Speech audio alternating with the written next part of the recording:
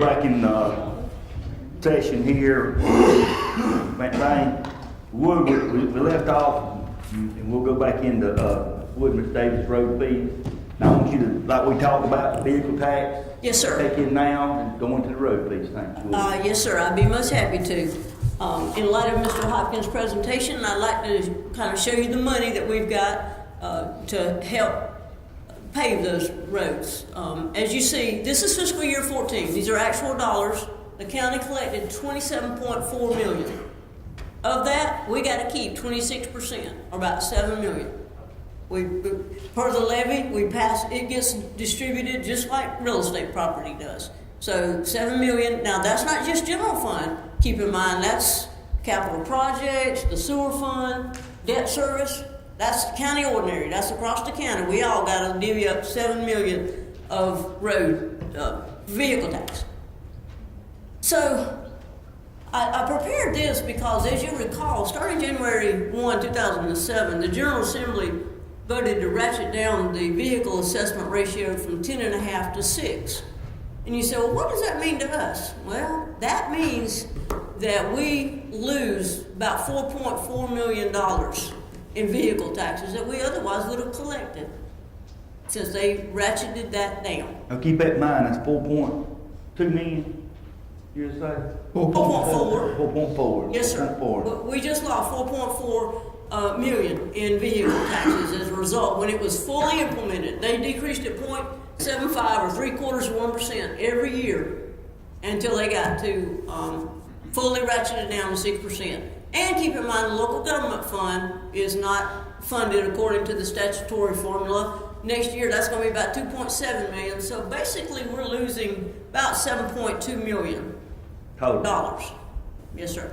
And so the number of registered vehicles per our auditor's office is about 192,000. You divide that, the road portion only, the 4,399,000, to find out what kind of road fee we would need to replenish that 4.4 we're losing, and it's about $23. Okay? Excuse me. Yes, ma'am. Do you have this on a hard copy? I can get it. You don't have it now. We can get it like that. Neil can print it out for you, ma'am. Okay, well, as we go along with this, I would appreciate having a hard copy so I can make my Make notes. Yes, ma'am. I apologize. Alrighty. And so then we'll go on to the next slide. I just put this in here. This is the local government fund per the statutory basis, what we actually get. And up since 09 up to next year budget, probably about 14.4 million that we didn't get according to the statutory formula. Okay, so you say, well, you know, not just Anderson County, all counties have had to absorb that reduction, that 4.5% reduction. What have they done? Well, as you see, 21 counties have implemented a road fee, with the average being about $23, which coincidentally, as I showed you, we would probably need a $23 road fee to recoup that 4.4 million that we're losing. So, just wanted to show council that.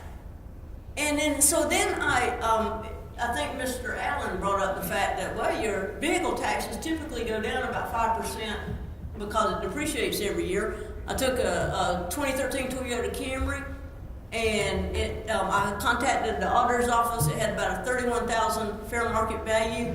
At a 6% ratio, you'll see that your decrease in taxes, and even if we put a council voted to place a $20 fee on there, it would go down like $11 in 2016, about $28, after that. So that's just for, your review. The vehicle tax does go down, typically about 5%, and that if you had a 2013 Toyota Camry, it would go down that much. And I just down at the bottom, I just wanted to show council, that's one vehicle, a Camry with a $20 road fee, it'd be about $602 in taxes. And I just took District 1 School District Village. I just took the very first line on the tax levy. It would be about $602 total dollars. County doesn't get all that, of course. We get about a quarter of that. But if the General Assembly had kept it at 10.5%, you had been paying about $1,000 in vehicle taxes. So here is a comparison. If council decided to implement a $20 road fee, they would have about $5.5 million to distribute among the council districts. This is with 25% even, and the other, 25% mileage, 75% evenly distributed among the council members. And in the second column is if we just keep the 3.4 million that has been discussed. You'll see down below, that's the 1.5 million and the million that council approved in the supplemental budget with 886 projected carryover for a total of 3,385,790. That's what's in the current budget on first and second reading.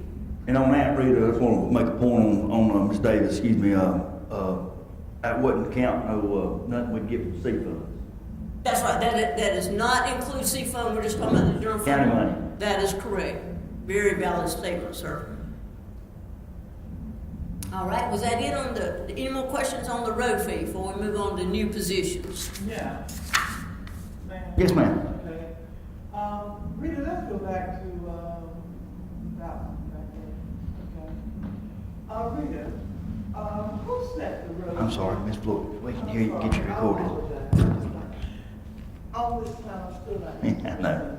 I want my own. Okay, Rita, who set the road fee, the road fee and what it was set to? Turn back to where we were.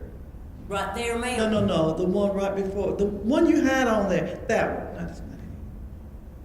The one that showed the different counties and the different. That's where I was, but she said no, not that one. Is that it? Pie shape? No, it was the one where, that showed what each district would receive. Oh, okay, yes, ma'am. Yeah, That one right That there. one, yeah. Yes, ma'am. Okay, Rita, could you tell me who set that road fee at, was it $20 per person? Who did that? Well, I was flipping back to this one to show you, ma'am, the average on the 21 counties that have a road fee is 23. So it was felt that we could go 20 or 25, and it was suggested to go to 20. 20. Yes, Okay. I see that the bigger counties, Spartanburg, Charleston, Greenville, and Richland, have all done this. But what about the counties that did not raise the road fee and did not generate a road fee? I assume they had to raise millage, ma'am, but I wouldn't know that for a fact. Okay, we don't have any information on that. No, ma'am. Okay. Is the state going to give counties some money for the roads, especially the new ones that we're supposed to be taking in from the state? Mr. Burns? Ms. Floyd, right now we have no idea what they're going to do, what plan that they're going to adopt. There's several competing plans. They may end up this year without any road plan whatsoever. Take the C funds separately. They have expressed, which is not part of the road bill, the idea that seems to have a lot of popularity, but it is not law, that they would increase the amount of C fund money on state secondary roads. If I can, just a second. Let's clear something up, and correct me if I'm wrong, Mr. Burns. Ms. Floyd was also alluding to about, we talked about on council before, or anyway, it's dead in the water as far as the state giving us any roads back, making us take any state roads, because since it passed us, that ain't gonna come about. Road bill's dead for that. 'Cause all they gonna do. They're operating on a continuing resolution, and they probably won't have a budget by July 1. But I'm talking about. We don't know. Yeah, but I'm talking about as far as the budget's one thing, but the road bill, the Senate, they can't adopt one. Time's run out, so that means they can't give us, we're not gonna take no more, they're not gonna give us state roads this year's budget. They can't. So all we can get is, Mr. Hunter? Yeah, I like to study. Yeah. If you might come up here. And, but all we can get is more money, or no money. As far as giving us roads, that can't happen this year. No, sir. Yes, sir. Thank you. Mr. Hunter? I'm not necessarily against the road fee and any of this, but, and I get cussed out enough. Okay, let me explain where we are. And what, I'm gonna give them y'all's phone number if y'all do this, and that's fine, but I'm getting tired of being fussed at. Majority are probably 40% of the cars we deal with are 15 years old. They're paying $15 tax. Can you imagine what I'm gonna say? When you put 20 or 25 on there, and it happens to be the year they got the tag fee too, if you don't think I'm not gonna hear it, and you're not gonna hear it, Hey. and I'm just saying that so you'll But understand yeah, why I'm look not here. against any Yes, of it. yes, sir, and I appreciate it, but keep in mind, this is just for discussion, we ain't said, you know, majority. You understand where I'm coming But, from. yeah, but I want you to understand, believe you me, we've heard this conversation. Okay. Same I thing wanted we've to heard. make sure everybody understood Yeah. what our problem in my office is. We get fussed at anyway because it's so bad. When we do something like that. Understand, And I just want to make sure everybody understands. I understand. Ms. Floyd? Okay, one of my questions I asked, how much will it generate? Well, you did a really good job in showing us that, breaking it down. But the thing is this: if we didn't do that fee, what would happen to us? Well, ma'am, we would have 3.4 million plus C-Fund money for paving, full depth patching for the roads next year. Okay. It'd just be, I would just assume, I can't speak for Mr. Hopkins, but more of your roads would stay in that fair Yes. bar. Yes, okay. The $1.5 million that we put aside last Just say January. fiscal year Yes, ma'am. for the supplementary road fund, does that count into that figure as well? Most definitely. That is majority of what is counting, ma'am, because it has not been spent.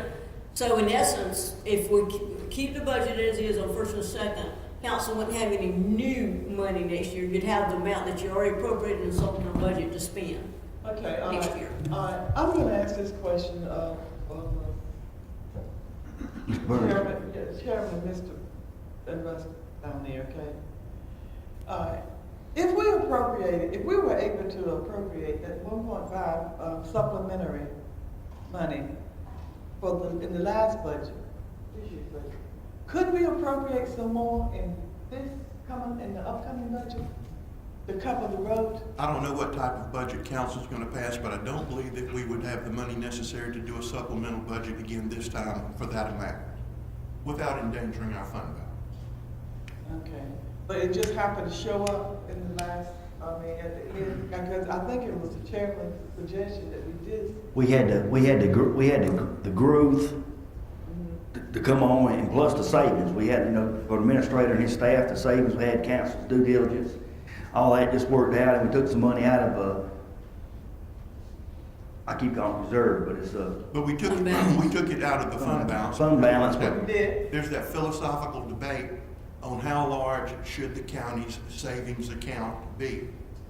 I subscribe every 3 months. And that's where we are, and under various scenarios, that's where we had a larger to keep it in 3 months. My thing is, people don't pay taxes to put into the savings account. As long as we can keep it 3 months, and Ms. Davis feels comfortable out, then that's something, you know, all this added up. Yeah. I feel like between now and January, there'll be some savings. There won't be the $1.5 million to put in, but it'll be something.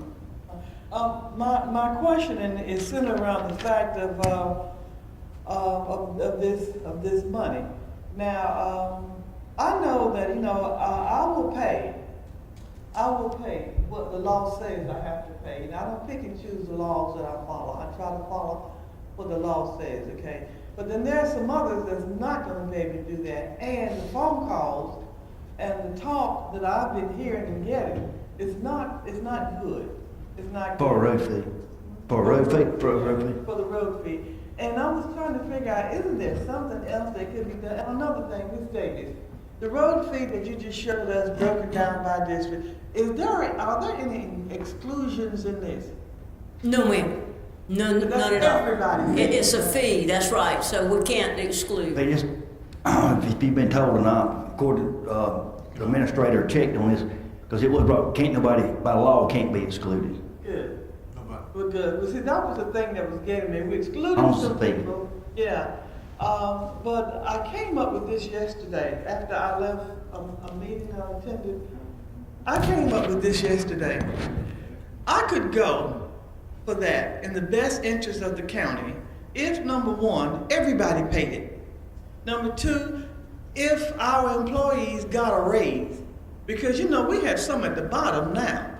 And it was a third thing, but being that I'm 70 years old now, I can't remember what it was. But there is a third thing coming to that. But anyway, I was trying to my best to figure out what could we do without having to go into a road pay. And the state's not gonna help us again.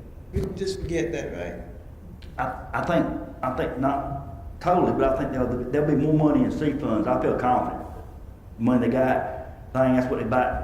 The fight is just how much more money they gonna put in the going back to C funds or local money. I think there'll be some more money there. Mm-hmm. But you gotta keep in mind too, as we go through this, just in the back of your mind, it's hard to do planning when you're just saying, this year we got, let's say we can put $5 million. But next year you don't know what you're gonna have. If you had a car fee, you would know more about a plan. You'd know base you're gonna at least have roughly $4 million coming in that money every year. Well, go ahead. A question I wanted to ask Mr. Hopkins. Mr. Burns. Mr. Honey. Mr. Honey, yeah. And while he's coming up, let me while he's coming up, what we're doing is really paying back the money that they ratcheted down a couple of years ago. It's just in some ones, yes ma'am. Yeah, that's all it is, because they said, well, we're gonna lessen it, you don't have to pay as much, and I remember fighting against that thing tooth and it has been, excuse me, I'm sorry. Yeah, and they did it to us, and now we have to come back with this, to pay that money again, that's all it is. They fight the legislature all year, they go down there and they decide they're gonna help the buddy, and they introduce some kind of, and I end up going before the state Senate Finance Committee or somebody saying this is stupid, and it goes around and around. Okay, let me explain a couple of things. We got veterans who we don't charge them taxes at all. We've got paraplegics, we've got some of these folks, it's gonna be very difficult from our accounting system. In fairness, probably too, a lot of veterans can give us a hard time anyway, and y'all talk to them, and I don't have any problem with it. I'm a veteran too, but if we're not charging them anything. That's a good point. Yeah. People as Purple Heart, those kind of folks, and to be honest with you, I have to mail bills 45 days before due date, so the July bill's already in somebody's, so if that's in this calculation. No, it's not. Because see, I have to mail them under statute early. And of course, we got the problem with We'll give you time. 120-day tags, we got all kind of problems. We'll give you time to mail them, Jackie, and get out of town. But my employees gonna catch fish. Mr. Hunter, my question is this, and I thank you for bringing up the veterans, because I intended to say if anybody was going to get an exemption, I think it ought to be the veterans. And wheelchair folks, people we don't charge those any taxes. The spouses of veterans now, there's a law, I don't know if it's passed. It makes it more and more complicated when you say everybody's driving a car. If everybody that's paying tax today, that's fine, because that's what we do. But I understand the fee, when you call it a fee, there's no exception, that's state law. My question. But I'm just telling you, I don't know how we're gonna know who those people are. And my question for you was this: if this tax comes in and everybody's got to pay it, and what do? We make an allowances for people who really cannot take on that additional? None whatsoever, right? Okay. All right, Mr. Chairman, I thank you. I'm sorry, I just need to make sure everybody understood. Yeah, that's a good point, appreciate it. Mr. Crowder? Rita, would you put up the slide that's got the counties on it, please, ma'am? Counties. 46 counties. 21 counties have the fee. Okay. I'd like you to, everybody closely pay attention, Apple County, $13.99. Aiken County, about our own size, $20. Let's go down to Chesterfield, Poor County, $30. Clarendon County, $25. Colleton County, wow, $25. All right, let's go down to Edgefield County, whoa. Right down there on, 45th and 46th, and the state $20. Let's take a look at Lawrence County, $15. Pickens County, $20. Sumter County, $15. Williamsburg County, $30. Now, I reckon, you know, I was very much concerned about voting for a road fee. In fact, I had several constituents, as each of you have had, one minister calling me about he could hardly make ends meet, a lot of other elderly people, so I came to Mr. Burns and to Mr. Leon and said, is there a way we can exclude people? And of course, I got criticized by, I wanted to exclude myself because I was 70 years of age. I was thinking about other people, not me. So another person actually came up with a good idea, but I'm not sure how we could do it. They said, well, why don't you cut $3.5 million out of the county budget? Hey, it's going to be a tough decision. It really is. And, I know we need to pave our roads. I'm fully convinced that we cannot count on Columbia to pave county roads, at least in my lifetime. And so, you know, whatever bill they pass, it's going to take care of state roads, federal roads, state secondary roads. So I wish there were another way, and I haven't fully decided how I'm going to vote on this issue. But we do need to pave roads, and basically I tell people, well, if we don't get money, we can't pave roads. If we don't get more money, we can pave some roads, but it'll be at a slower pace. When you couple that with the fact that we have requests for increases in personnel, increases in salaries, increases in operating costs, keep in mind, now this is probably the most important part of what I'm going to say. For the last 2 years, and this is the third year, we will be having spent out of our fund balance every year approximately $2.4 million, which literally means that in order for us to do things, instead of raising taxes, which none of us want to do, we've taken our fund balance down, and we are quickly approaching what a nice fund balance should be. Anyway, thank you, Chairman. Thank you, Mr. Allen. Allen? Yeah, I had am I on here? Yeah, I had a couple of things I wanted to say. Rita, great presentation. I wish you could tell that to the 27,000 people in my district, but I don't know how to get that word out to every one of them. Your points were excellent. Well, hey, Okay? can I ask you, what did you bring this up for then? Well, I brought it up because I really thought it was a good idea. I thought it was a good idea until I started getting my shorts handed to me. But it doesn't work now. The Tom Valley bill. As it stands now, I'm going to have to vote against this thing, and I'll tell you why. I've received a number of emails, and here, just to give you an example, one guy lives out on the lake. He said, I paid $1,626 in vehicle taxes for 3 cars last year. Seems like enough to take care of roads without adding another $60 to $75 to my bill. We do not look favorably on Mr. Crowder or Mr. Allen for supporting this proposal. Neither do we look favorably on Ms. Wilson, who abstained because she didn't have an answer to that question. Got another guy here. We folks live on the lake, pay more taxes than anybody else. We will not accept any more. In case you do not understand my position, I will repeat. I adamantly oppose the additional taxes on autos. I've got several more here that I could read. People are very upset. I've had other individuals come to me that are living on Social Security, and I really feel sorry for them. That's their main income, and $25 would mean a lot to them if they had to give that up, believe it or not. I had a church minister call me from a very large church congregation speaking on behalf of the congregation. They do not want this tax. Spoke to another individual who owned 18 antique automobiles that he drives maybe each one 50 miles a year or something. He said, that's going to cost me another $500. Of course, I could have answered him and said, if you got 18 automobiles, you're rich. It won't hurt you to pay $500. He was not in the mood to hear that chit-chat from me, so I did not bring that up. Motorcyclists, why do I have to pay $25 when the guy over here with the 18-wheeler is only paying $25? And we cannot make any exceptions to this law. So the ratchet down, you talk about that. You got the ratchet down plus the fact that your car decreases tax-wise every year anyway.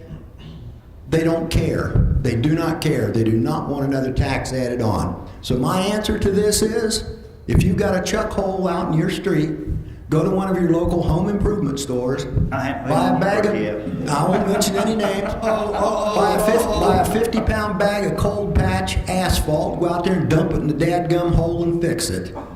You don't want the tax? I'm not going to vote for the tax. Hey, Thank you. will you vote for, may I ask him a question? Mr. Allen, can I ask you a question first? Yeah. How you gonna vote for that again? You didn't make yourself plain, I wanna make sure. Mr. Crowder. So will you go along with me? We need to find $3.5 million to cut out of the budget, not add anything else? I'm kidding you. You don't have to answer it. Suggestion at the very beginning of this process this year is freeze everything. Stick where we're last year. We're gonna talk about that. We're going to talk about that. And my thing is, that's fine with me as long as it's not salaries.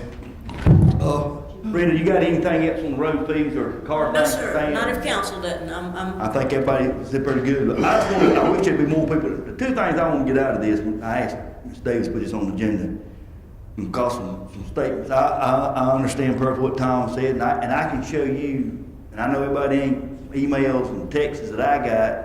One guy owns a driving school, got 8 vehicles, he ain't got a problem with it. It seems like your rich friends always ones don't pay no taxes, Tom. But bouncing budget on the back of, balancing on the back of my poor people. But anyway, what I want to say is the two things, the reception is, all that people, if people look at their taxes, we get the blunt things on all property taxes. You gotta look what the school gets versus what Anderson County gets. And same with the car tax, and the two things, we've lost 2 big funding mechanisms. Local aid to subdivisions has been decreased, and our car thing, Mr. Davis talked about lately, we've lost $7 million we'd be in right now. Got to make up this. And if it wasn't, somebody said, for the growth of the jobs and housing being here, we'd be in a heck of a bad shape. And you gotta keep in mind too, some of the growth these businesses got, like First Quality, McLaughlin, some of them, they ain't been here long enough to get on the books to give us the full benefit we're gonna be getting, but it's coming. Right, and this is something I did want to say too. Some of these things we may not be able to do this year, but right, these industries that have come in here have not really come into full fruition yet. I got you, Mr. Allen. And that's we'll see that over the next 2 or 3 years. You one of them wants to kick it down the road again. There you go. Kick it down the road. Thank you. Ms. Davis, we're moving on then, next on the agenda, please. Yes, sir. We just want to revisit real briefly the new positions that were requested. As far as like the media team, this is a cap of the projected cost for the first year, about $220,000. It's been suggested that we could use 3 existing vacant positions that are not expected to be filled. They're in the first and second reading of the budget. So that would mean we need about $75,000 new money in order to fund the media crew. Put down at the bottom, that could be funded from our franchise fees, the money we get from cable. That would be about $210,000 from what we actually received fiscal year 14 to what we're projecting to receive this year. So there is big I increase. want to reiterate that. I know you can say this is a money making field game, but we do get licensing fees, franchise fees. And that's best part of B. And we're looking at $200,000 of new money projected that we didn't get last year's budget. That's correct. That budget went out, the coming budget. And plus, if we're to vote for this or go to this, it wouldn't be no new positions, no more added employees to Anderson County. For instance, keep it simple, if we had 100 county employees today, when this thing was done, we'd still have Yes, sir. 100 county employees. I think, what I look at is the benefits as far as I said before, education people, as far as the litter things, think sky's the limit what could be done by education people on litter and recycling. I went to the, didn't get to stay long, like I said earlier, you know, how it was about the litter summit that had at the Civic Center here a few weeks ago. And I think the number I heard was like $500,000 it was costing us in litter or better in a year. Then you gotta look at the animal shelter, what it could do on adoption, educate people on spade and neuter, the benefits of educate people. And know that this TV station or news media, whatever you call it, it won't reach everybody in Anderson County. But no kind of news media you got does, neither with a newspaper, radio station, nothing. We're gonna reach everybody.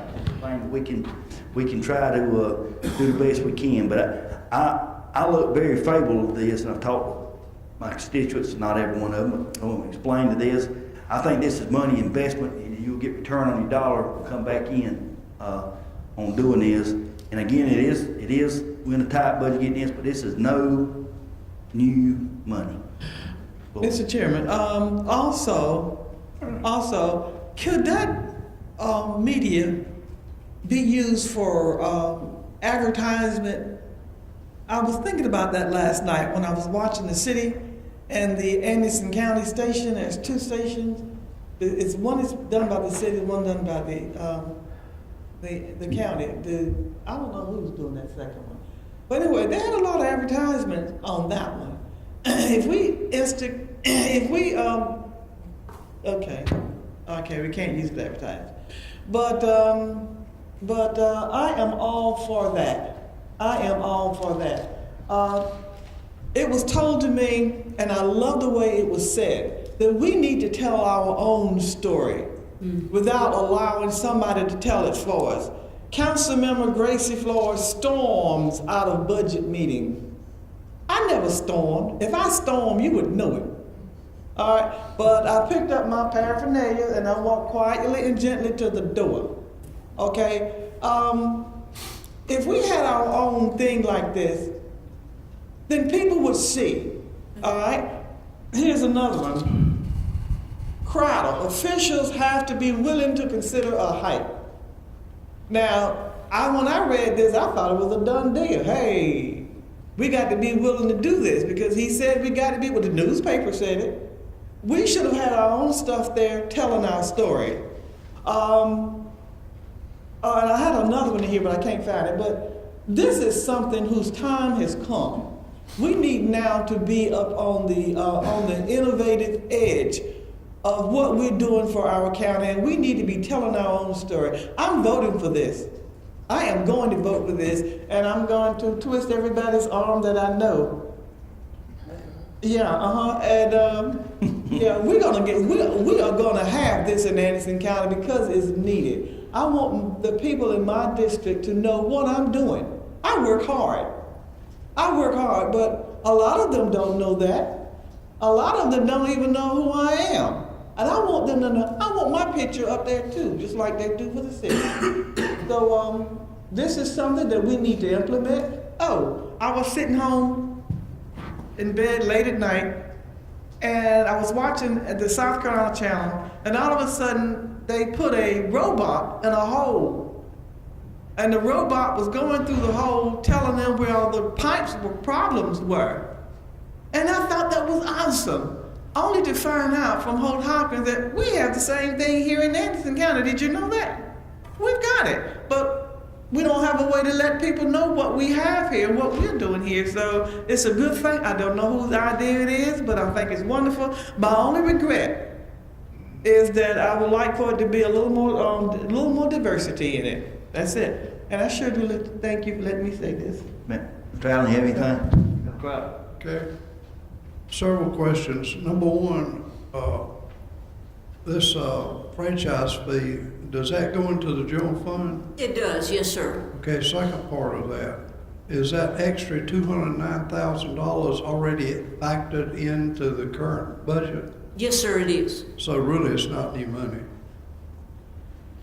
It's new to Anderson County, but not new to our budget that we have. It's new to Anderson County, yes, sir. It's already, all right, But not in the third and budget. last question. Who are the three positions that are gonna be vacant that we don't have?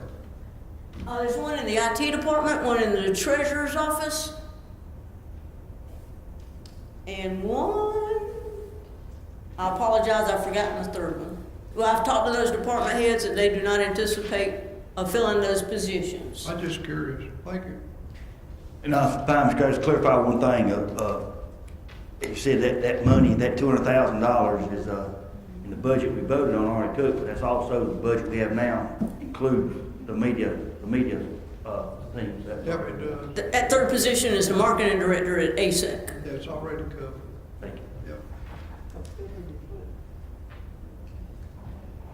Mr. Crowder, in talking to you, I don't put you on the spot, but talking to you the other day, you had a suggestion about this. You want to throw it out now? Well, actually, I had lots of people tell me that they don't look at 192, 193, 90, 194, whatever it is. I did call the lady who's going to take charge of John Moore. Mr. Conn. Yeah, Ms. McConnell, thank you. Having a mental lapse. I'm approaching 100. I'm joking. And she indicated to me that they actually ran the program out of the IT department. But they had a webmaster in the IT department so that they could be used for not only the TV station, but they could also keep up the website. So, of course, council cannot tell the administrator what to do. We can only appropriate money and concept, but that is something that would be wise to consider because keep in mind we've asked for an updated website for a year, 2 years. We finally got one. The council approved one, and it just draws out and out. And I think that if we had a full-time staff member in the IT department that was not only a webmaster, but also somebody who had skills in artwork. Because one of the central things about a web page is the artwork. It's the artwork. Pictures, the artwork. It's not just a type. You've heard of the old expression, a picture's worth 1,000 words. So that's what. Thank you, Mr. Crowder. I think that's just worth something to consider. Anything else on that? But I will be supporting that. Anything else? No, sir, I just have included some Paul's and solid waste bullets of how they would use the TV station for your review. And I think another thing too, just talk about, be unvaluable too, I think, for the sheriff's department. Crime prevention. I know at the Anderson County, I think it's got a top 10 wanted list or a mug list, whatnot, help out on that, and Crime Stoppers, help them out. I know Crime Stoppers very influential on the city of Anderson's TV station. So I think all those would be benefit. Like I said, I just think just about all county departments could fit in this, just Farmers like market, education, farmers Broadway market Lake, would be big. Yeah, Big center. and also those community meetings. Yes, ma'am. Yeah. Yeah. Thank you, Ms. Davis. Yes, sir. No? And I've been asked to look at the litter crew alternatives in the originally adopted budget. The cost that I could glean from the detail submitted is about $183,000. Of course, that includes capital and operations cost that was specifically linked to the litter crew. This would be starting October 5th of the second quarter of the fiscal year. And then on the change sheet that was given at the last council meeting on second reading, it was asked that part-time personnel, 3 part-time personnel be looked at, and that we could use the proceeds from the boneyard, if you will, to purchase a vehicle. Mr. Stone reviewed those assets and thought that we could get maybe $40,000 to $50,000 if we could sell those cars in the condition that they're in. And then the third is that if they county hired a full-time detention litter officer to supervise an inmate crew, and these are Major Gary Bryant's cost of about $90,000. So I just wanted to present those to council for their review and input. I think one thing that's brought up, trying to budget, start off with something, and come up first with the part-time crew, then talking to Major Bryant, sending some information about, the crew, and I think I'll let Sheriff, if he wants to chime in or correct me if I'm wrong. He feels like, I believe he could, there's no guarantees in life, but he could not fund, ain't the word, but staff out of detention people, a crew, and that way we'd have them full-time. You ain't got about on rainy days or whatnot, keeping up with them. And we could try this, if council members think about this, if something happening, we look at it after 3 months, we ain't getting the detention prisoners, we could go back and doing something part-time or something. But I know Mr. Cole was very, on the speed for him, he's not here today, but I know that's one thing he's been very adamant about, a litter crew in the budget. And this concept with the litter officer and the inmates, he liked the sound of that. But, Mr. Chair.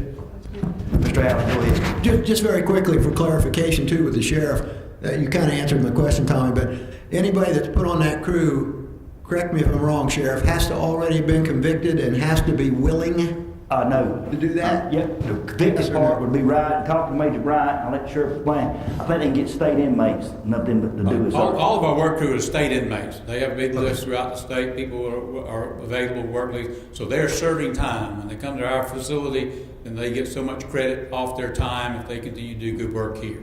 So yeah, that's not local people that are arrested and put in there for Sitting in jail. drunk or CDV or something. These are state inmates already convicted. Okay, that answers my question. Now, I see a lady officer. Yes. She's got a crew. Ms. Witt. Are those state prisoners? Yes.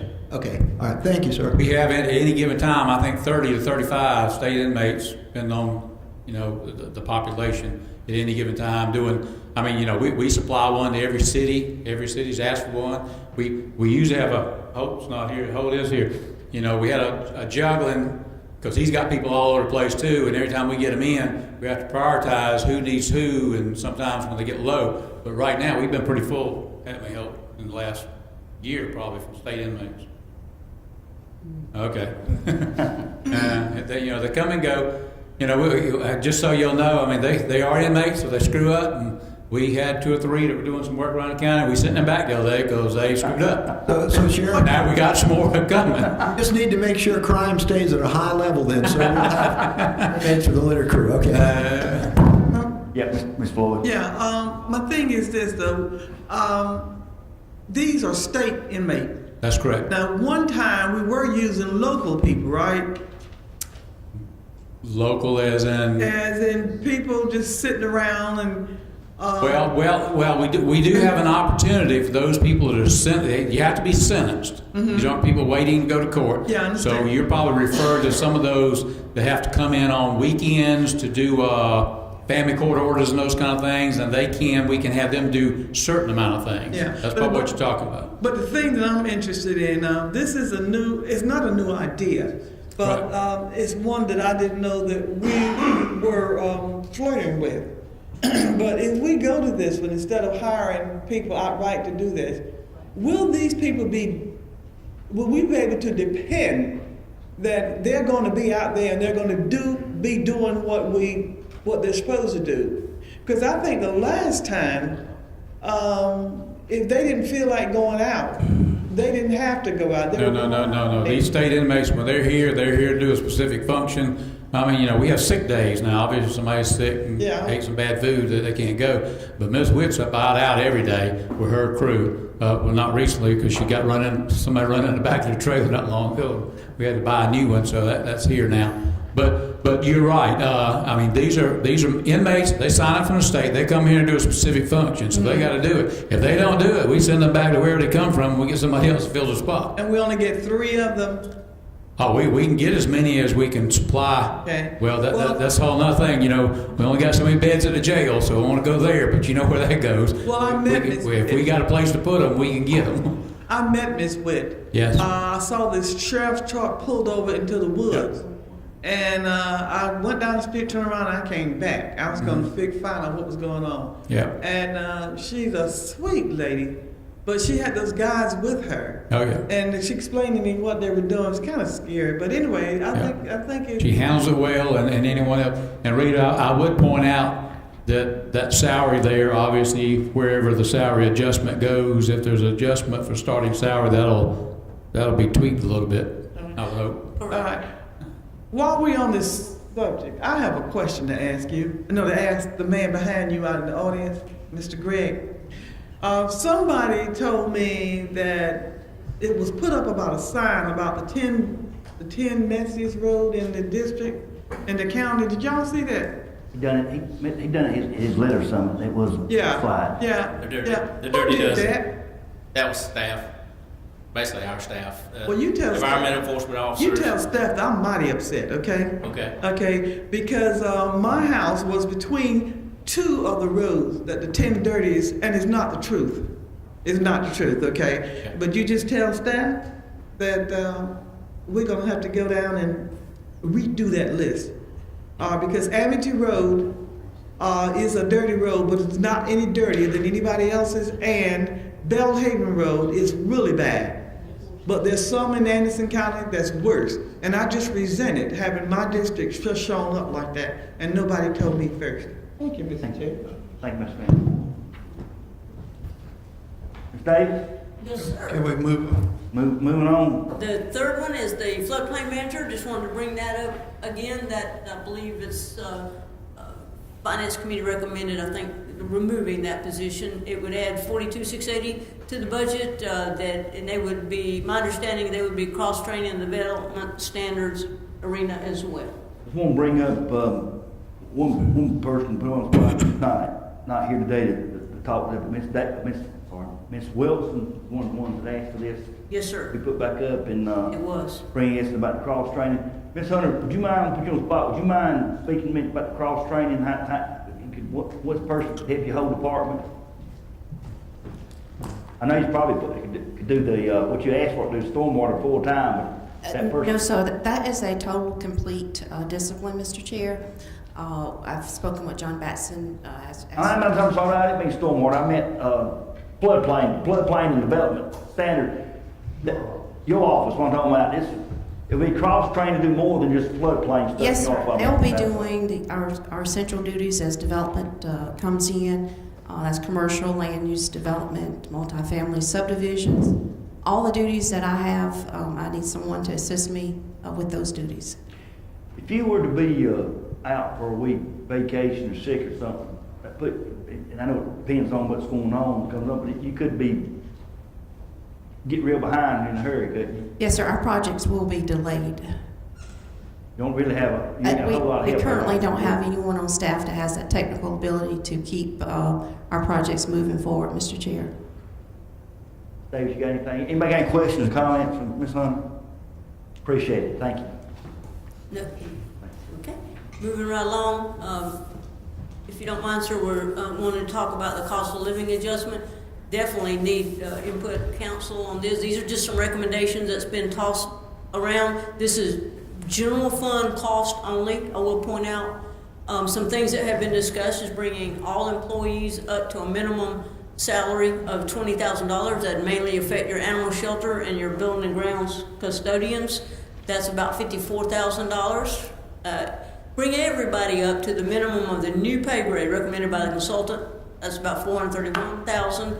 And then your detention deputies and your compliance officers, bringing them up to a minimum starting salary of $31,000. You'll see the numbers there in the cost of the stipulation column. If council decided that they wanted to recommend that, if you did not get a raise in any one of those categories, everybody else would get a $1,000 increase possibly, and that's $609,000.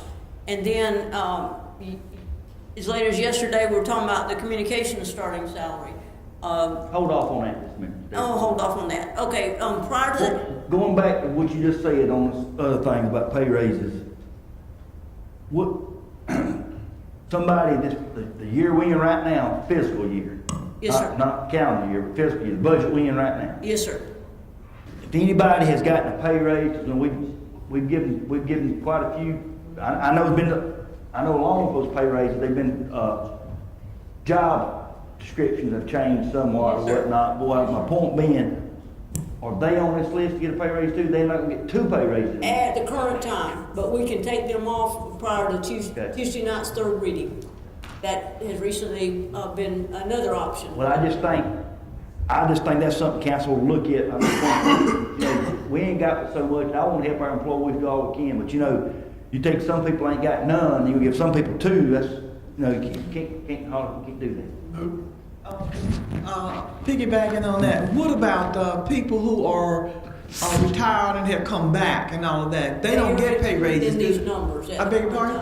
They are included in these numbers. Are in those numbers. Oh, no, wait a minute. Let me understand. Okay. I'm cool. I'm cool. You mean to tell me that I retired, I worked 5 years, I've got my tariff money, and then I retire and I come back, and in this pay raise, the pay raise for them too? Yes, ma'am, at the current time. How can we get that out? We are at council's disposal. Whatever numbers you direct us to run, we'll be happy to do so. Mr. Chairman? Yes, ma'am. Could you please guide me on this? How do we get that out of there? Oh, it's not in there now. All this has got to be put into a Okay, but she said motion. those figures. Oh, I beg your I mean, pardon. they're not in the budget. All this got to be made a motion to be put in, so whoever makes a motion to do something can either leave that out or input that.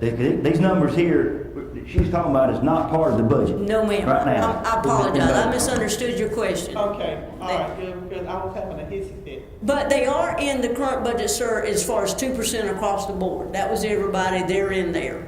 So I'll just make council aware of that. All right.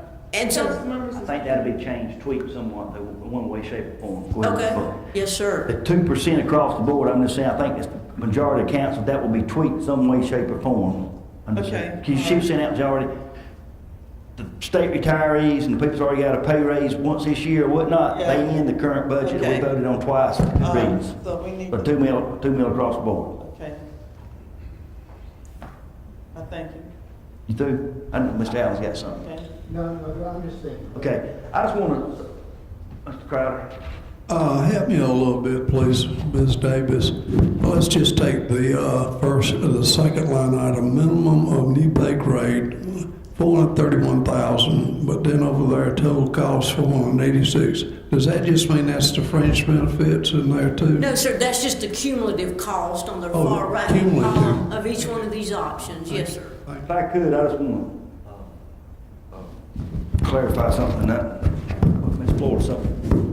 Sure, I asked you to step up for this stuff. Don't put you on the spot or nothing. I know you don't mind. You put me on the spot? I just want to ask you about, because I'm sure you've gotten some people that works for you that has retired and come back. I have. What's that? And I just want to throw with, everybody's got their own opinions about this and all that, but you correct me if I'm wrong. Most, I guess, people you got working for you that's retired, come back is doing the same job maybe that the guy next to him is doing. I guess that's where I'm coming from about the pay raise for the people that's retired. They are doing, even though they retire, they earn that retirement. They are actually doing a job though that the guy, Right. the person next to him. And just so everybody's clear on how this works, you know, our whole system was put in a situation, especially, a year and a half ago, when the police retirement went to, if you retire and you come back, you can only make up to $10,000.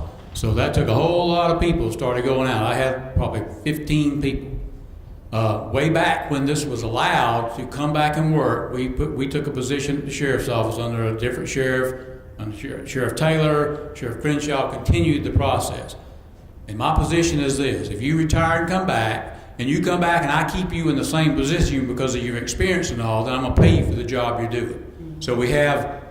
I think I'm safe to say this, the majority of those that did that have done that. We have other people that retired and came back, but they took a different job. So I know one of them was a ranking person. He wanted to come back and do something else. We took his rank away from him. We dropped him down to the pay level where that position that he was doing is paid, and that's what he's getting paid. He's not getting the original salary that he was making as a ranking person. So we adjust that. So I guess the rule of thumb is you come, if I'm paying you to be the chairman of council, you retire and come back and you're going to continue to be the chairman of council, then you would get that whatever that equal is to in that function. But I'm just saying too, like, just say a deputy retired and he come back straight deputy. Right. He's doing his job and you pay him deputy, but he's doing the same job a new deputy is. So if that new deputy's getting a pay raise that's been there 2 years versus only 20 years doing the same job, would you or would you not think he ought to get a pay raise? I would think he should, because he's still doing the same function. And like I said, you know, this is not a thing that we created. The system allows people to do that, and I don't think I need to be, or anyone needs to be in a position to say, well, the system allowed you to do this, and you are in that system, but now we're going to punish you for it. And I think you alluded on this when you first said something other.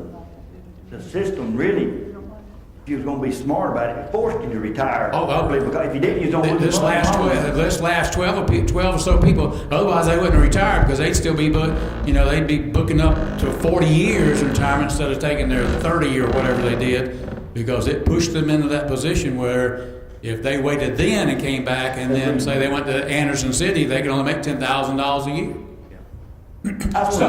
So with that, I think the logical process now is these will be cut out. We won't be having a whole bunch of people in the future that will retire with 28, 29 years and want to come back to work for Anderson County, because they'll probably go to private industry or something else, make a whole lot more than $10,000. So that actually has probably created that position where that will, in longevity, fix itself. Mr. Crowder, you have something? Just quickly, Ms. Davis, kind of 2/3 of the way down the page where it says additional amount needed. Yes, sir. Right after first and second reading, in the first and second reading, we actually had a 2% across the board. Yes, sir. And that's the So $640,350. if we did these things to get people up to minimum pay rates and all that kind of stuff, Yes, sir. and we kept the 2% raise in pay, then we would have to have $1,026,000 additional. Well, that be in lieu of the 2%. That was just a starting point for discussion. That's with just council. in lieu That's of the right, 2%. that's right. You go and get a 2% plus this. That's Just- what I wanted yeah. to have. I wanted to know what that There additional. you go. And, Wait a minute, Dave, I was going to clarify something, make sure we're all on the same page.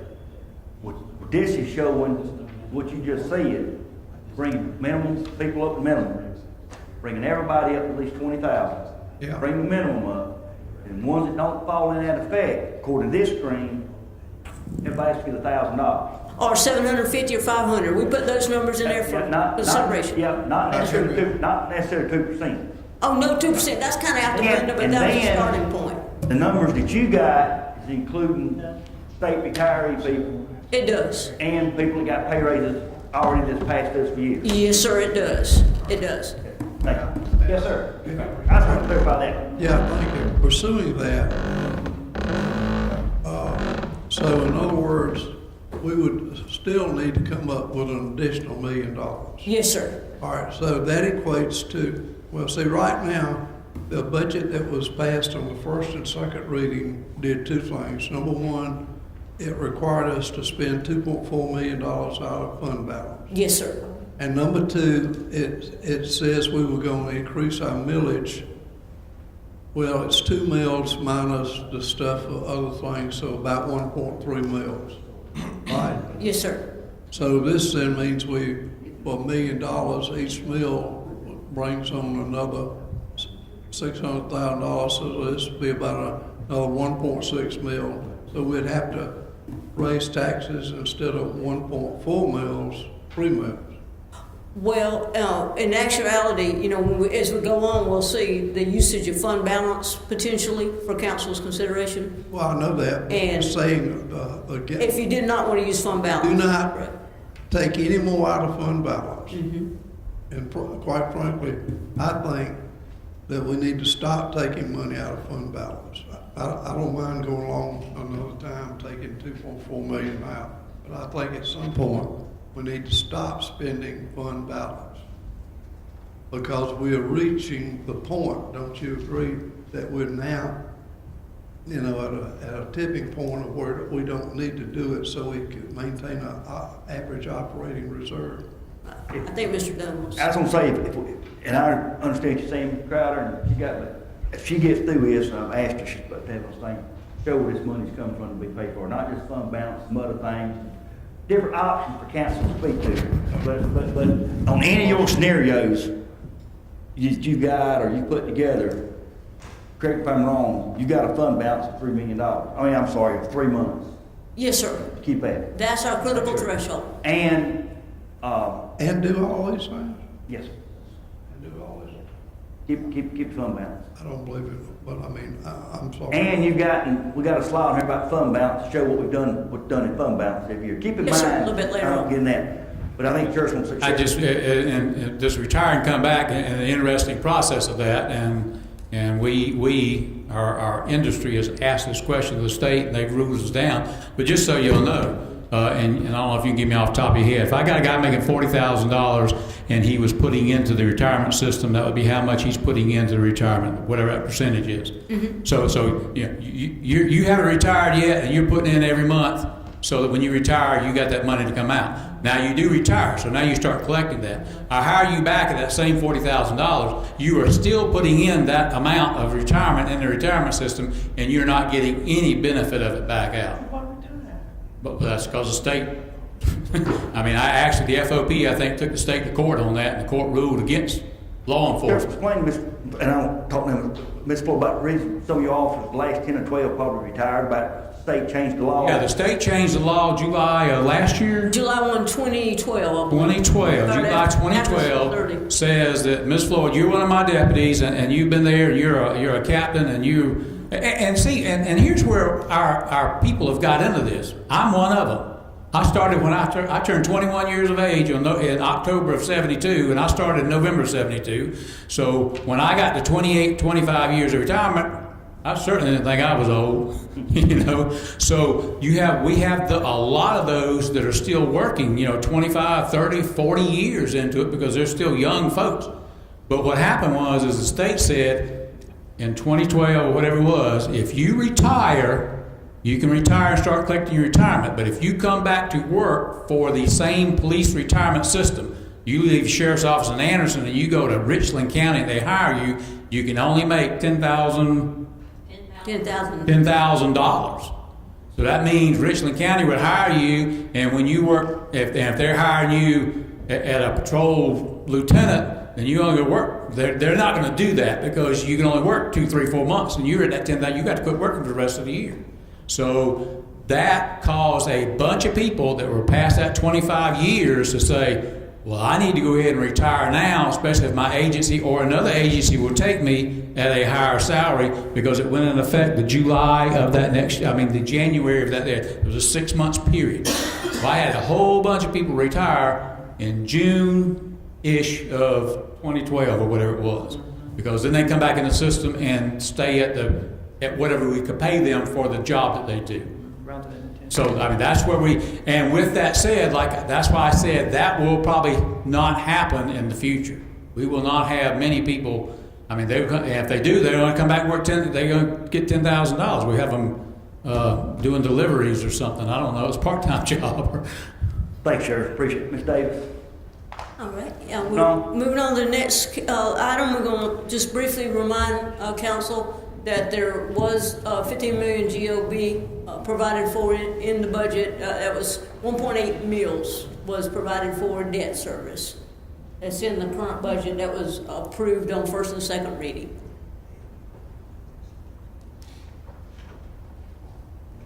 Next. Now we're going to talk about this. Yeah, we should do. You want to go first? You can go.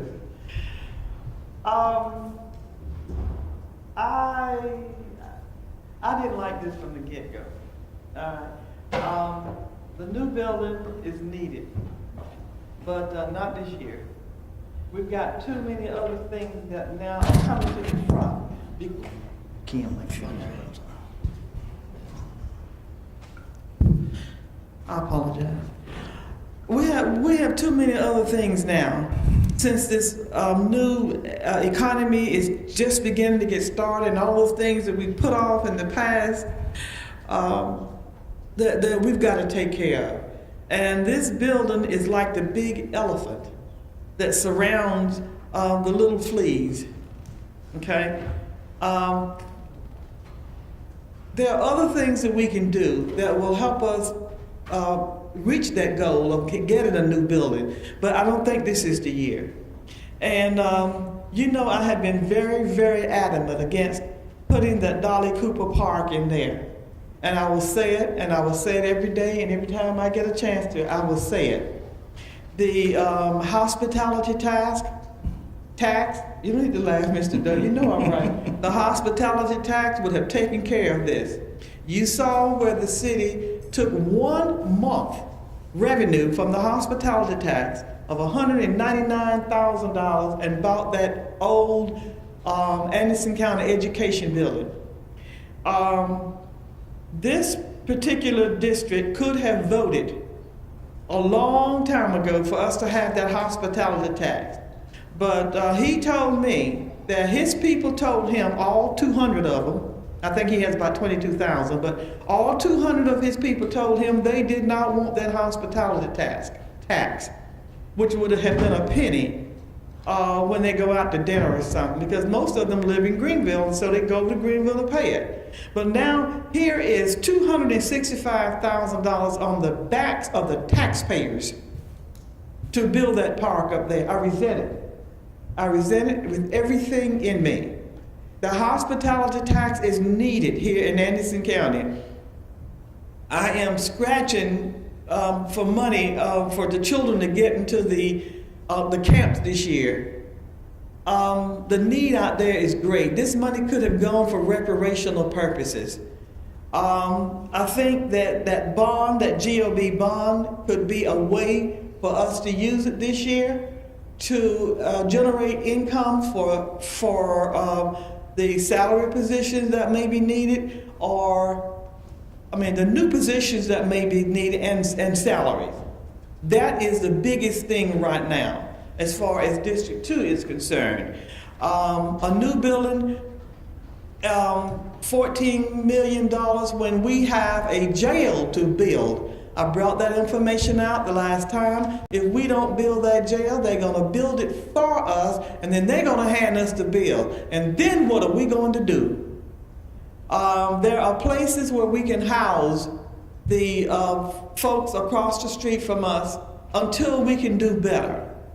Until we can do better. And that's what I'm all for. The newspaper said that we needed a new economic development building because the one we got is not pretty enough, and some words like that.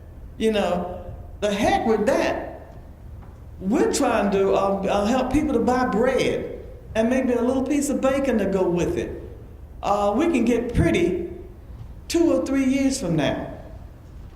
But there's $5 million GOB bond.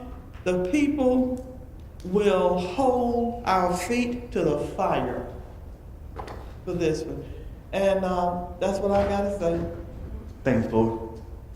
Anybody else have anything on the building? I just want to say, I'll start off, just say this about the building. I think we need a building, needed. I don't like paying rent, but we got that. We had to, I think everybody agreed, council agreed that we need to get this building behind us tore down and get the folks out of it. That's what we're in the process of doing. I know council should know this, but we have started work on the Bank of America building, which is being leased for the voter registration office, to get those people moved in there as soon as possible. That work is progressing along. My thoughts on this on the building, I said we need, I feel like we need a building, you know, and for the voter registration office. Along this floor, I want to make sure I'm right. If we don't build a building this year or come back on that bond, that's going to free up about $850,000. Yes, sir. Just make sure that's out there. The thing on the building is, and this GOB bond is how much, Ms. Davis? The 15 Bond, million? 15 million. Yes, sir. My thoughts is on this, that building. We need to decide what's going to go in a building. That building might cost $2 million, and it could cost $20 million. We need to get that decided first, how we can afford and what needs to go in there. I think all council members need to get together and have a plan. You got, you know, we wouldn't start a business or a house and not knowing what the cost is going to be. It's just some fictitious number, and I know that's cost the bond was there. But I think we need to know, get a layout on it. And and we need to get that building took down. I think that's gonna take take a little time to do these things, to get the building took down, get a plan together, and a cost, what all we can agree on what goes in there. 'Cause I know everybody's got different thoughts about it. And I still go back, if I've talked from day one about this building process, I think there's myself personally, I think there's room there for a private-public partnership. I would like to see that explored to the fullest, because I think that's a way that it would say that we would get what we need possibly and save the taxpayers a thing. And I think you'll have a lot more interest in this side over here once the building's gone. I think you got people that's you know, we've talked about different things over the years and nothing happened. But once people get more excited once they see something happen. That is, I think, a prime location, and because there ain't no more location like it. And I think it would be we hadn't got that. But just want to throw that out there, and my thoughts on that. People know. Anyone else? Yes, sir. Mr. Crowder. Well, you know, all of us on council get these books every month, quarter, what have you, from the Association of Counties. Thank you for locating at least these two. I do not keep mine like I should have. At one point in life, I kept everything, but after 2 moves, I realized that's impossible. Both of these were new county buildings built in 2013. One of them's in Cherokee County. One of them's in Cherokee County. By far does not have the wealth and probably has less resources than any of us. Number 2 is a new building in Sumter County. The county about the same size. You know, these people are standing there, they're council members, by the way, one of which is on the Council of Governments. I sit right next to, well, right across from him. His picture's right in the middle. They just got all kinds of good joy from being able to have that in their community, and they were proud. Mr. Burns wasn't able to find the other one, but it was either McCormick or Edgefield County, right below us. They built a new building. Just recently, Aiken County built a new building. I know it's similar to the 21 counties that have passed the road. Had we not, remember we currently have a jail bond that's being paid off. Had we taken the money for that jail bond and just a few extra dollars, we would not have had to increase taxes or anything to build a new building. Now, a building sets an image for the county. Did you realize that at the last full council meeting, in less than 15 to 20 minutes, we approved the equivalent of 1.4 mils increase for next year, not next year, the year after next, for number 1, a building that we don't even own. Number 2, we don't even know what it's going to look like. Number 3, it's a student center. So they're not going to be having very many classes in it to train in technology or manufacturing or nursing or anything like that. So, you know, I'm just amazed that Anderson County just sort of being put on the back burner. It's kind of like a lady who was in the meeting that we had on the Highway 81 overlay. And she walked up to me. She was in her 70s with her husband, and she said the following. She looked me right in my eyes. She says, it's time that somebody in Anderson County had a vision for the future for Anderson County. And she thanked me for promoting the Highway 81 overlay. Now I realize that we are in financial straits, and I realize the building may not be built. But, you know, that's the democratic process. That's what democracy is all about. All I can say is, I would like to have a vision for Anderson County.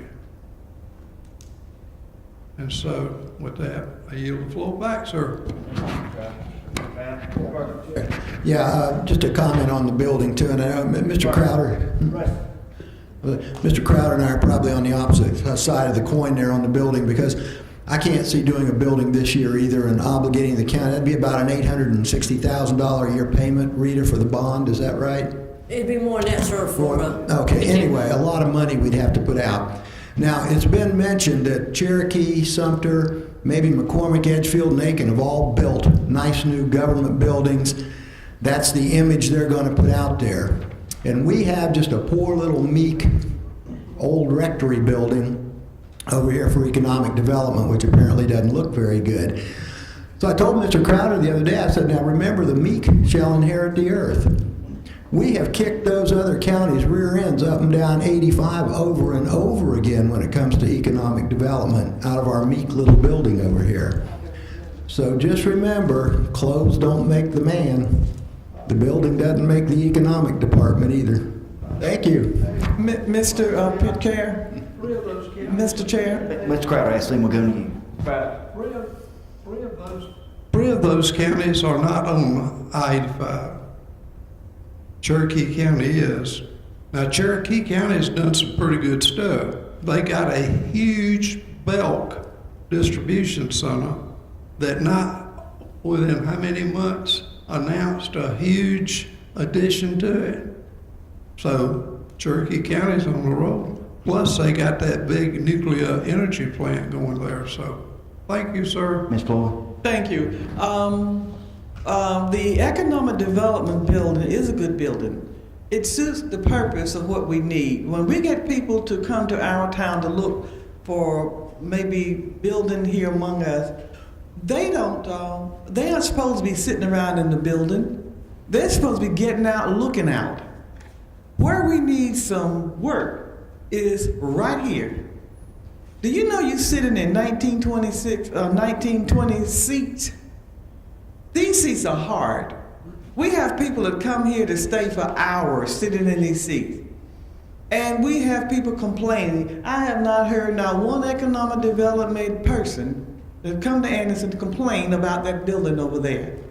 Let's start where it hurts, and that's our behinds. If we're going to spend some money on something, let's tear out these seats and let's do what the city did. Let's get us some nice, comfortable seats that people can go out and talk about, where people really sit for a long time. At the next meeting, Mr. Chair, we will again visit this thing here, and at that time we will be voting. We'll be voting up or down or taking out and all that kind of Yes, stuff, sir. right? Yes, ma'am. Okay. Yes, ma'am. All right, thank you. Moving on, Ms. Davis. Yes, sir. Yeah. Briefly, if you don't mind, I'll talk about the capital lease. Contained in the budget as it stands today, there's $5.3 million in there, up to 5.3 to have a capital lease. If, with council's indulgence, we would love for council to approve that $5.3 million, albeit $1,385,000 Mr. Smith could probably use for his equipment, for which he would pay us back. And the sheriff has $1.5 million that he's requested in cars. We would love for council to approve that on third reading, and Mr. Stone would come back to council for an itemized list and an amount at the lowest possible price for your cars and your equipment. It would take, the debt instrument would take 3 readings of council anyway. If we issue debt, it has to come before you in the form of a separate ordinance anyway. So I'm just, pointing those items out. Mr. Chair. Yes, ma'am. Okay, I want to ask the sheriff a question.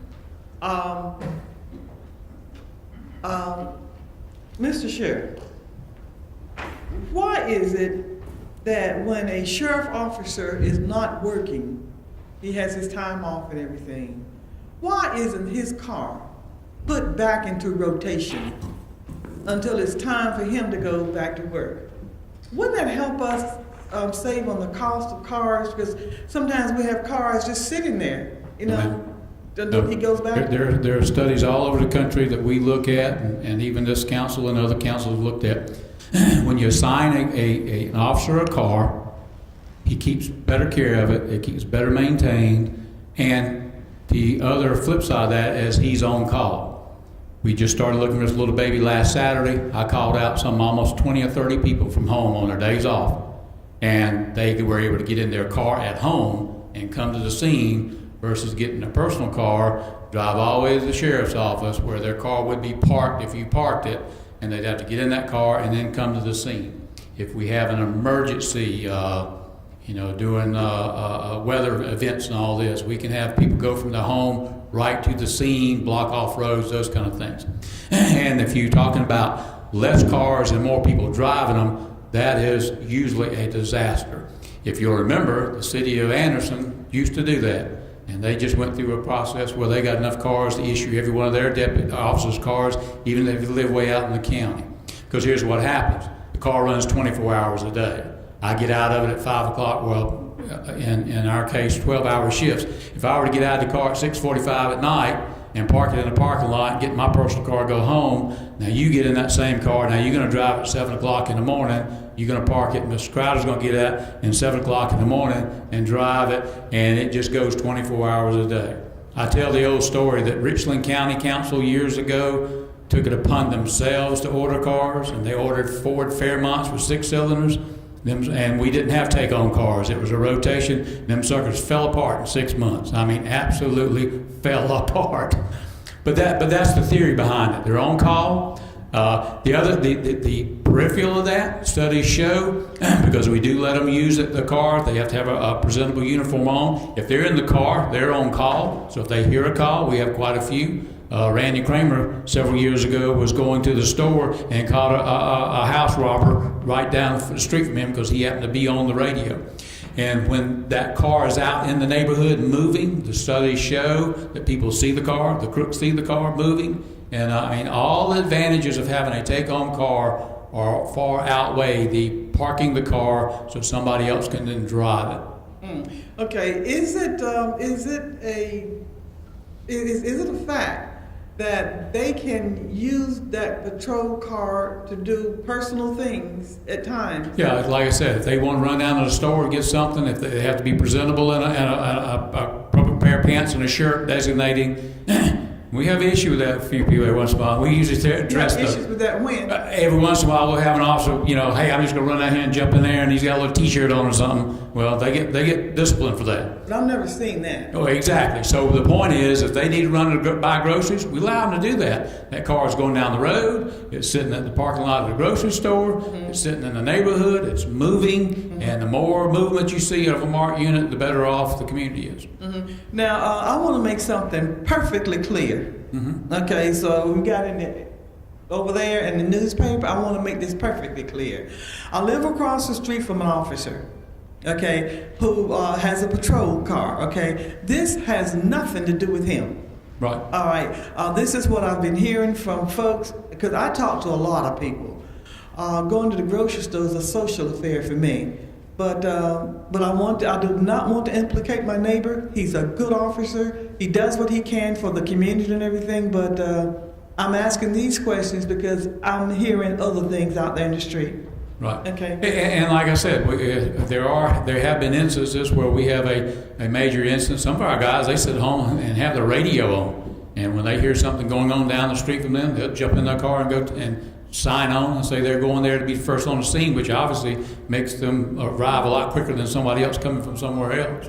Well, this is some of the complaints that I hear out there. Right. That I promised I would bring to the floor. Yeah. In our business, we over the years, not like I said before, I've been doing this a while. All the studies always point toward assigned cars last you longer. We drive those cars. A uniform patrol guy put 120,000 miles on a car in a year. Investigator puts that and that same amount in about 5 years. Forensic guys about 7 years. And that's something we set up with Holt Hopkins and his group years ago. That kind of mileage rotation for those folks. Thanks, Sheriff. Appreciate it. Thank you, Mr. moving on. Yes, sir. And I just want to point out, sir, you might ask, where did we get 5.3? That's in your blue book, what was recommended. I'm glad, I'm sorry, I was moving on. I want to touch on this just a minute on this capital. Everybody understands this capital lease. This is the thing we've gone back. We didn't touch on anything about the lease, but we need this equipment. If anybody's got anything self-explanatory on, I see Mr. Stone. Mr. Stone, you got anything you'd like to add, anything about capital thing? I'll put you on the spot later. I know. As far as what we needed or not? Yeah, I mean, you got anything? You keep up records. You want us going to be put the plan together, recommending what needs to be. We absolutely need it. I mean, without a doubt, our vehicles are going down. And the hope that by doing this is going to allow me to streamline this a little bit better, so we get a little more control from finance and all, because a lot of times we're trying to catch up.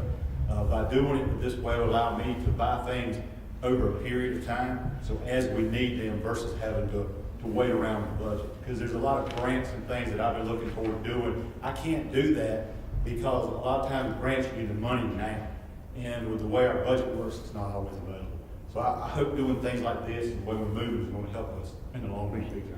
Mr. Stone, just want right quick, keep this, so again, I know it's got brought up before, and thing got tabled, and we'll be talking about it later on coming up. Me and you talked about it personally, about disposing of them. But you got a good bit of equipment out there now that needs to be disposed of? Yes, we have a good bit of equipment. The estimate I gave her is basically, I hate to say it, almost scrap price. The boneyard is in really bad shape, rusting away. It's been broken into. Catalytic converters stole, batteries are gone. It will cost the county thousands of dollars to reinvest batteries and catalytic converters to try to even get them running again. The reason we brought up the online auction was we believe we can get more money for those, and it also will allow us not even have to have a boneyard. So once something's turned in, we can immediately put it online and we can sell it. Bring more money. Bring more money in. While it's running. And then we don't have to worry about nobody stealing anything. We get the bigger value for it before it can degrade. I just think that's something that's gonna have to be, addressed here shortly. Hope y'all can get out of this thing, get the most bang for our buck on the thing, and I think we can get the word out. If anybody wants to go online, trying to keep nothing, nobody getting nothing, we're just trying to get stuff moving and keep things up about it. I just know the last time we had I know you worked on it, you wouldn't hold the shop in, but when we had a auction probably 4 years ago, Mr. Carroll, 3 years ago, it was a time consuming. I don't know if you could actually put a dollar figure on it, but it many man hours y'all put in on the thing, getting ready for it, day of the sale, then the day after the sale, help get stuff. I personally worked in that. We spent 2 weeks solid every day, me and another mechanic, getting the vehicles ready, trying to jump them off, doing the whole process. A tremendous amount of effort went into that. Then you can get into a thing where this auction company got it, this one didn't. You can keep on playing that what if. Right, and you was talking about the media thing. I believe we could run ads of pictures. We can also have it on if we have to run in the paper, which costs money. I don't know if we'll be able to do that. I believe we can work this out and work real well.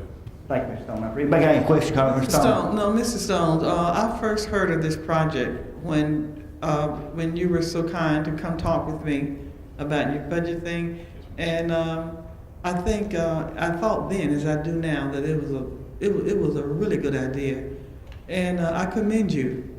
I commend you on the idea and the job that you're doing for us. I just hope that we can give you the kind of money to show you how much we appreciate you. I appreciate Okay. it. Thank you, Mr. Stone. Dave? Yes, sir. I just wanted to show the fund balance. Originally adopted, the budgeted usage, as Mr. Crowder was saying, was $2.5 million. This budget we in that? The budget, yes, sir, adopted on the first and second reading. If the finance committee and the administrator changes were adopted, that was passed out last council meeting on second reading, we'd have an increase in fund balance of $1.4 million.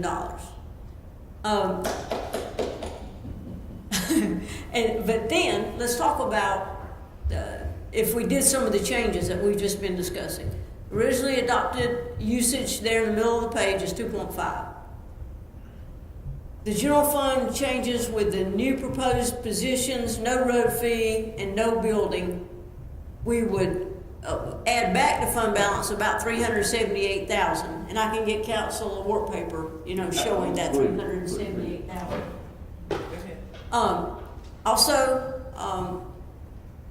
if the sheriff had the same millage as the rest of the general fund, restating his salaries per his staffing schedule, as, you know, the county does it, and other expenses, it'd be a net usage of fund balance of about $156,000.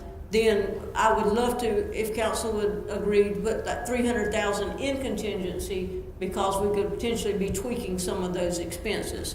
So, Now, slow down there, Rick. I want you, I understand what you're saying. We've had a bit of discussion on this, but for other council members, where this 300,000 is coming from, it's coming out of 911 overtime, right? oh, yes, sir. The 225,000 would be left in their overtime. We would take the 262,500 that was on that potential raise sheet and do that. So that. I thought it was $100,000 out of the overtime fund. That's what discussion was yesterday. Yesterday, yes, ma'am. But this is what Ms. Davidson was recommending. We're talking about getting it. And I can explain some numbers on that that don't add up. So, yesterday, and Ms. Davis, she's looked at this, her and her staff, on hours on this. Oh, yes, sir. Ma'am. For hours too now, okay? The fourth line item down, ma'am, that what you're talking about, reducing overtime to 100,000 in communications, is wrapped up in that $4 million savings. So it is on that top portion, yes, ma'am. Mr. Chair? Go ahead, Mr. Allen. Yeah, if I'm understanding this correctly, that 300,000 was coming out of overtime? Yes, sir. Okay. Yes, sir. You're not going to have that unless we change the system. Keep in mind, let's start here. The budget that we had, I'm rounding off, okay, was right at $500,000 requested for overtime. Okay. So there's still almost $200,000 in for overtime, Yeah. okay? Okay. And what she's talking about doing, and what they have met with the sheriff, is exactly right. Doing a reschedule. Okay. 'Cause you have to revamp it, otherwise you're going to have to pay that contingency out in overtime. That's Okay. the whole point about getting this back Okay. in line, about getting it, treating everybody the same. Okay, just so we're clear. Okay. Ms. Davis? And then we added that $1 million there for potential additional raises. That's the maximum, but we put that number there to show you that bottom line usage of fund balance will be about $3.6 million. We're projecting at 6/30/15, your general fund balance will be about $20 million. So consequently, you'd have about $16.5 million in fund balance at 6/30/16, and that would be 3 months worth of fund balance. Davis, on here now, I asked you, how much money we use out of the fund balance? We project to use out of fund balance, the budget we in right now. We're estimating about $1 million. I mean, how much do we budget for? 7.9 with the supplemental budget included. We was gonna use how much of the fund, we budgeted how much of the fund balance for this budget we in now? 7.9 with the supplemental budget Yeah. included. And how much are we gonna end up using? I'm sorry, $1 million. How much are we gonna end up using?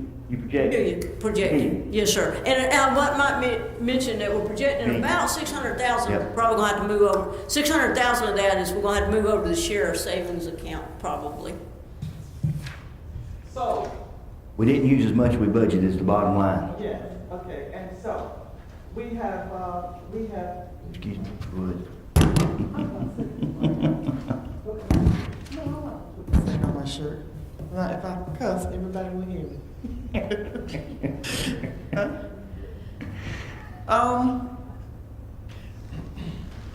Okay, so what we have done is that we have fixed the problem of the overtime. Mr. Dunn, look at me, please. Yes, ma'am. We have fixed the problem of the overtime that the sheriff was having, that we said the sheriff was having, right? That's 80% correct. That's 80% correct, Working, okay? it ain't been finalized yet, Okay. working on it. All right, but now yesterday's meeting, it was $100,000, Yes, and ma'am. we backed out of that. Well, I had a meeting after y'all met yesterday for state and explained a few things to them that, To who? to the staff, and pointed out a couple of things they need to look at, and Rita agreed. The whole time Rita agreed that this was coming out, the overtime, she was gonna take Right. overtime money to do this here that wasn't discussed yesterday. Okay, but you see- It's a shell game. Ms. Floyd, go ahead, I'm sorry. You throwing me curves. Okay, go ahead. You tell me one thing, and I'm pleased. I understand that I go home, and while I'm sitting there watching Gunsmoke, y'all making more plans, you know, and you changing the plans on me, and I don't. No, and nothing's been changed, and nothing's been said. All council's got a vote on everything. It's just a contingency. What we needed to start with was X amount of dollars to get pay raises and adjustments. Yes. They come up with $100,000 of cuts. And it was of not cuts, I'm sorry, of adjustments of overtime. Adjustments, yeah. Of overtime. Yeah. And that, but they needed to be more, and they can be more, and staff has looked at this. Okay, so what did you tell them? The number that they needed to be sort of shooting for, and the thing was, Ms. Ford, to put it in a nutshell, this is it. I'm gonna try to be as simple as I can. They come in with $500,000. Okay. They said they needed to cut 100,000. They could cut 100,000. Okay. Then they said we need to cut that. We need to adjust salaries to get them up. We won't have to pay overtime and keep people. But they didn't pay for those salary adjustments. So we was gonna take that out of general fund, and when it's all said and done, they wasn't really gonna cut the $100,000. Yeah, but yesterday it wasn't salary adjustment. It was taking training off of the clock and put it back on the clock. In other words, you get training while you're working. That's part of it. That's the part other of it. part about it, the biggest part about it was the holidays. Yep, and that's, somebody works on that's 4th of July. covered. That's yeah, covered. they had to get that money. And that's covered. Yeah. Ms. Davis was not talk about salary adjustments, about getting salaries up. We did, yes, sir. Well, when they had that conversation, we were having another conversation at the end, so I kind of missed that one. And that was the whole point of this whole thing is to get salaries where they need to be at. And doing this, they wasn't paying for the salaries. We were still going to come out, so really they wasn't losing, not losing. They wasn't reducing $100,000 when it's all said and done. This way it'll be, and it'll be looked at. And when I say it's not completely done, because they've got to go over and come up with a scheduling plan and they're working on this. They do it. They understand where it needs to be. Okay, I got to go back to the table, Mr. Red Rusty, because I don't understand it anymore. But we did find out after looking at this thing, and Mr. Chairman, please allow me to say this, okay? The whole thing started out making the sheriff department look really bad. But when you got down to digging in there and throwing out these pieces of what happened, a lot of what was going on down there before 411 started years and years ago. No doubt about it. The sheriff's department was not doing anything wrong. They were following guidelines set way back then. And then the thing is, they found out that they could save money by training these people while they were working rather than when they were not working with pay overtime. But I applaud them. And I'm going to be criticized for this because I have been having phone calls about moving the thing, moving it back, but it doesn't need to be moved back. It needs to be straightened out. And it seems like this is where we're headed. Well, I just want to say, on the record and everything, no stones or nothing thrown at nobody about this. This is just something in finance department, the finance committee made a recommendation about overtime. It kept going up. We looked at this. And I'll let Ms. Davis, I wasn't in on the meetings, but I think they understand what was happening, and they agreed that the system needed to be fixed and could be fixed, and I think we're all headed there. And Mr. Chairman, you have another meeting after me. Let me know. Okay. So I can stay. I'll let y'all know. Thank you, Ms. Davis. Yes, sir. I'm sorry to interrupt, go ahead. I just want you to make everybody understand where this money's coming from. Go ahead. Okay. And moving on, the finance committee will talk about telephone expense, wanted $100,000 reduced from the telephone expense. Brief recap, it increased $22,000 in next year's budget, with about $7,000 of that being for the media team and $6,720 being for the communications and all the telephone lines they have coming into our dispatch center. So that leaves about $8,555 being spread among all the other departments. Voice over internet protocol will eventually save the county money, but as you know, the IT department is working with a consultant now to inventory all the phones throughout the county, every line, and what the features that each department will want and need. And around October 2015, they think that that survey and installation will be completed. But even after that installation, they're requesting that they run 3 months parallel. So make sure we haven't cut off any critical lines by mistake. And I might add also, we have AT&T and Charter are doing some work for us. They have to do, in order that these lines can be installed. Well, part of this was supposed to be done to start with. I thought they come in and done an overview to see what kind of system we need to find out about. Well, they did, but they're doing their work, and they're surveying, inventorying. Mr. Gammel's here for any specific questions on that. But even after that it is installed, that they 3 months to run parallel. So about December, January, we figure we'll be strictly on voice over IP, and that time we'll start incurring savings. However, at this point in time, we do not know what departments those savings will be identified. Some departments will have a voicemail, some will have extension only. There's different costs for that. So we do not know how and which departments to cut, but we anticipate there will be savings. I think the consultant said it'd be about $6,000 a month when it's fully implemented and we're up and going. But we can't tell you at this point in time exactly what departments that will be and how much. Let me cut to the chase on 2 things. Okay? You might be gonna get one of them, and I ain't putting you on the spot.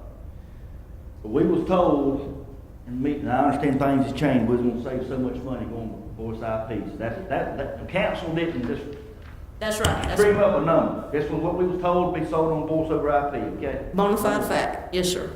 Number 2, before we know going a lot of how we got there, but you might be going on this next slide here, something on your telephone card, and I'll stop and wait.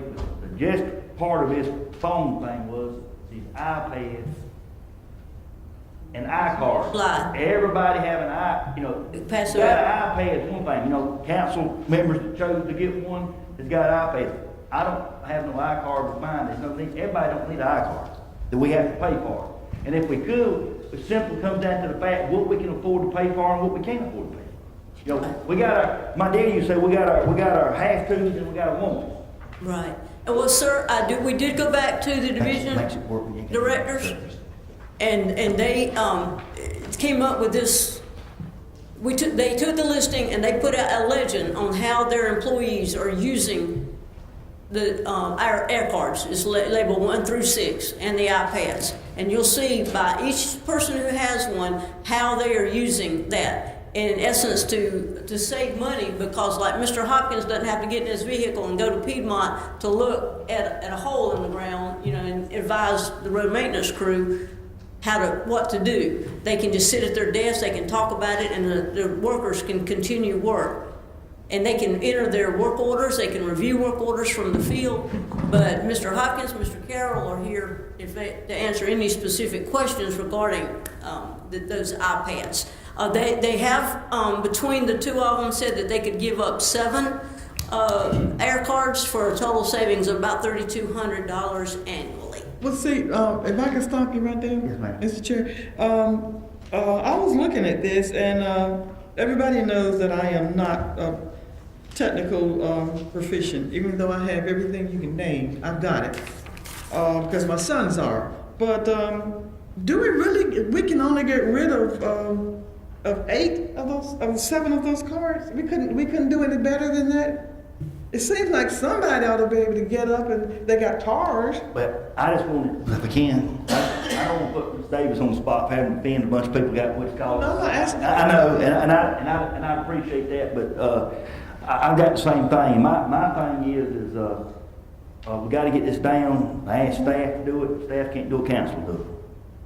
I mean, we got a number. We got some way or another. We got to get this a number down from where it's at. You mean from this iCard thing here? Yeah. Because okay, they got cars, they have telephones. Now I see where some people could really use that. Mm-hmm. Yeah, keep them in the office a little more. But 80 something, I don't know what the thing is. But he just told me what it was. But I don't see where it's all that. Mr. Rusty Burns, you got one? No, ma'am. Well,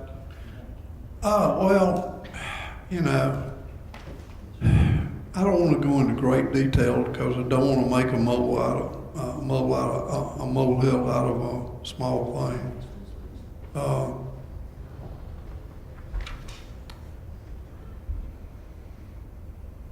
I reckon my concern was that we were told that it was going to be money saved. I'll try to put it as simple as I can. Yes, sir. And I think what bothers me is, and I know your definition of equipment varies from my definition of equipment. Okay? That 75 or 80 devices were purchased, and you were utilizing lapsing money, okay? Using lapsing money because there was no money budgeted for them. And so, you know, I'm going to put in as a part of my vote to approve the next budget a provision that regardless of whether it meets your definition of equipment, if it's anything that's going to be inventoried like an asset and it has a sticker on the back of it, that it's got to be approved. Okay, sir, might I add something? For accounting purposes in GASB, it's 1,000 and more. However, our code currently has $200 or more. It's on another inventory. We have to keep 2 inventories. Well, I understand all you're saying, but I'm saying to be able to go out and to buy thousands and thousands and thousands of dollars of iPads, which then bring along, I don't want no argument. I want no argument. Please, sir, I apologize you want to come down.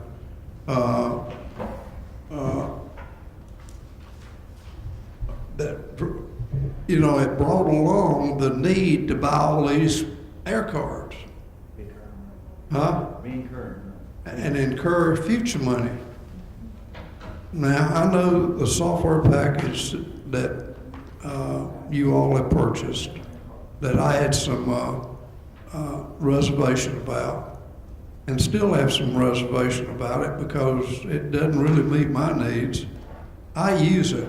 I go around with my little iPhone, and if I have a person, a constituent that calls and says, I'd like for you to come over and see all the junk cars in the yard, I go over and use your software package and take a picture and put in the definition of why I'm doing this.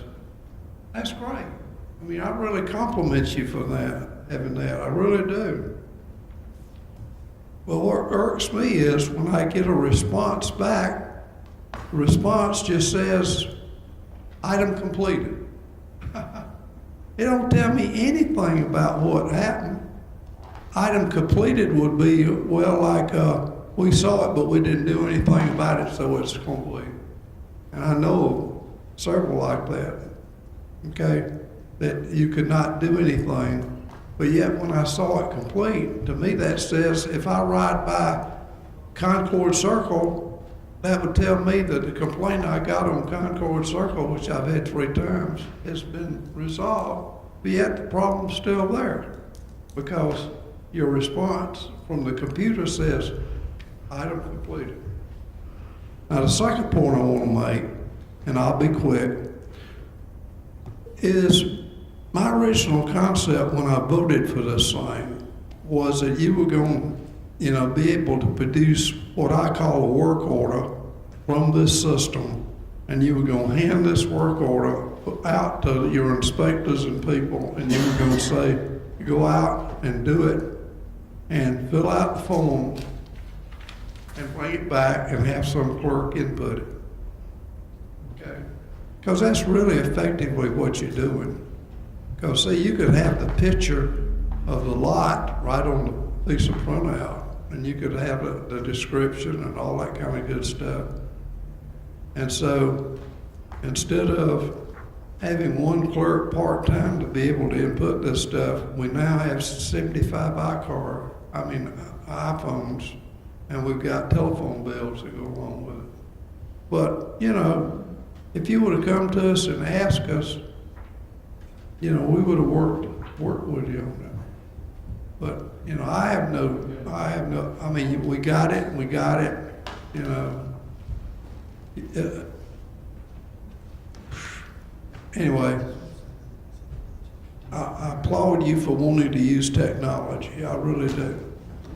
All right.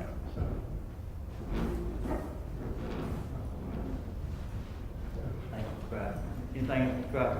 No, sir. I don't think they like what I said. All right, sir. Moving on to the next item. Wait a minute. Huh? Okay, I'm sorry. Excuse me, wait, hang on. I looked at the uses, I just saw what we got. Yes, ma'am. I looked at the uses, and one use was to use to record cost and document the work. That was with notes and photos and stuff. Another use was used for scheduling, emails, large documents on the go, and the last one was used for training of others. Now, in my knowledge, I wish I'd had this. Is something wrong out there, y'all? I think it's fine. Everything's okay? Okay. Making me a little nervous. Okay. It says used to perform inspection of the fields and dispatch through the iPad while in the fields. Used as a hotspot for laptop connections, and then training. But anyway, I went through this thing and I crossed out what I thought 3, 4, and 6, which really didn't have to be done.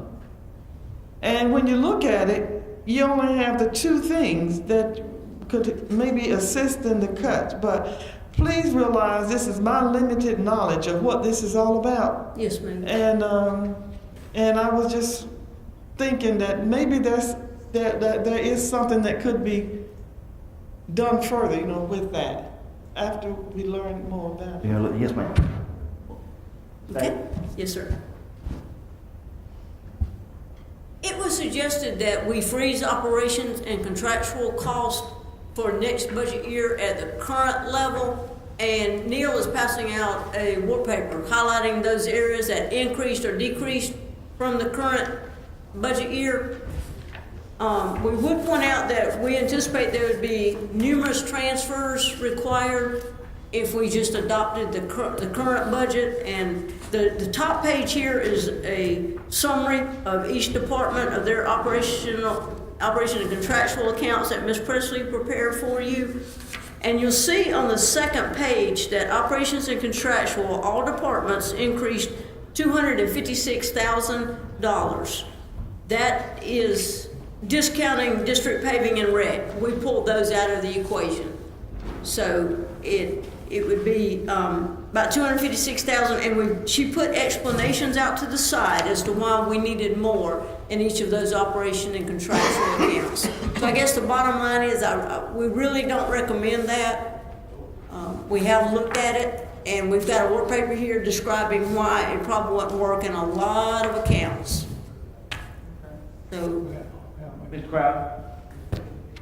It would be a nightmare. great It would stuff. really be a budgeting nightmare.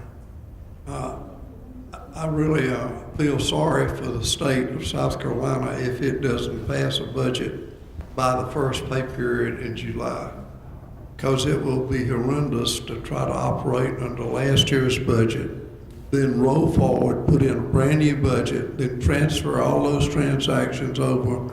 That's what she would have to do on a much smaller scale, but it's lots of work. So I would not recommend that we go back to last year's budget.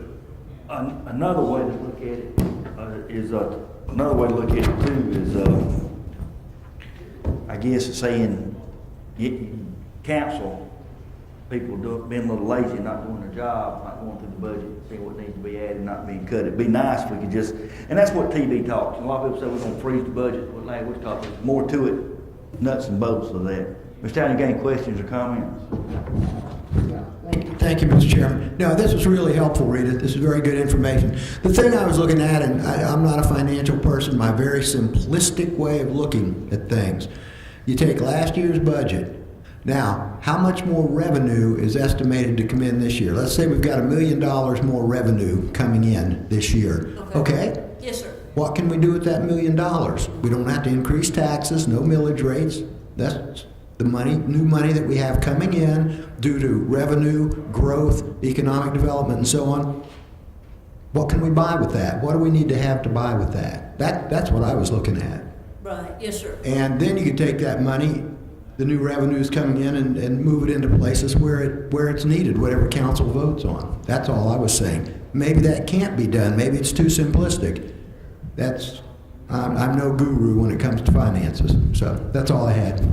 Thanks, Tom. And one thing, as you well know, is, anything on, insurance, like I said, we're getting pay raise, those things, that money's got to go, it's got to be adjusted. You couldn't just freeze that, or if you freeze that department line item, you got to take it somewhere else, something, they can get it. Thanks. I was just saying, use Yeah. the freeze as a baseline. Yeah. The ones that, Mr. Chair, the ones in the red now, differences in operations and contractual. Yes, ma'am. Explain that really quickly so I can, when I take it home and look at it again.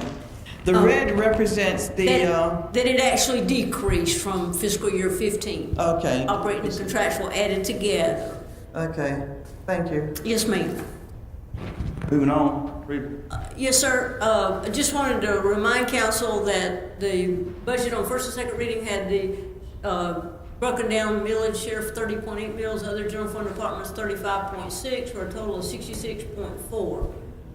You ask, the sheriff's millage covers the detention center, the drug lab, and the sheriff's office for a total of 23 million in expenditures. The other departments covered by our millage, and of course all the other departments in the general fund, your sheriff support services, emergency service, communications, technical services, for a total of $5.8 million.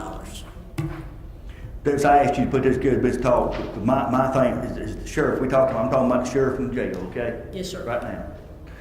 Those things coming back under, like it was pre-David Crenshaw days. Yes, sir. Go back that way. I think in the discussions with you, staff, things would be more streamlined, more easier for y'all.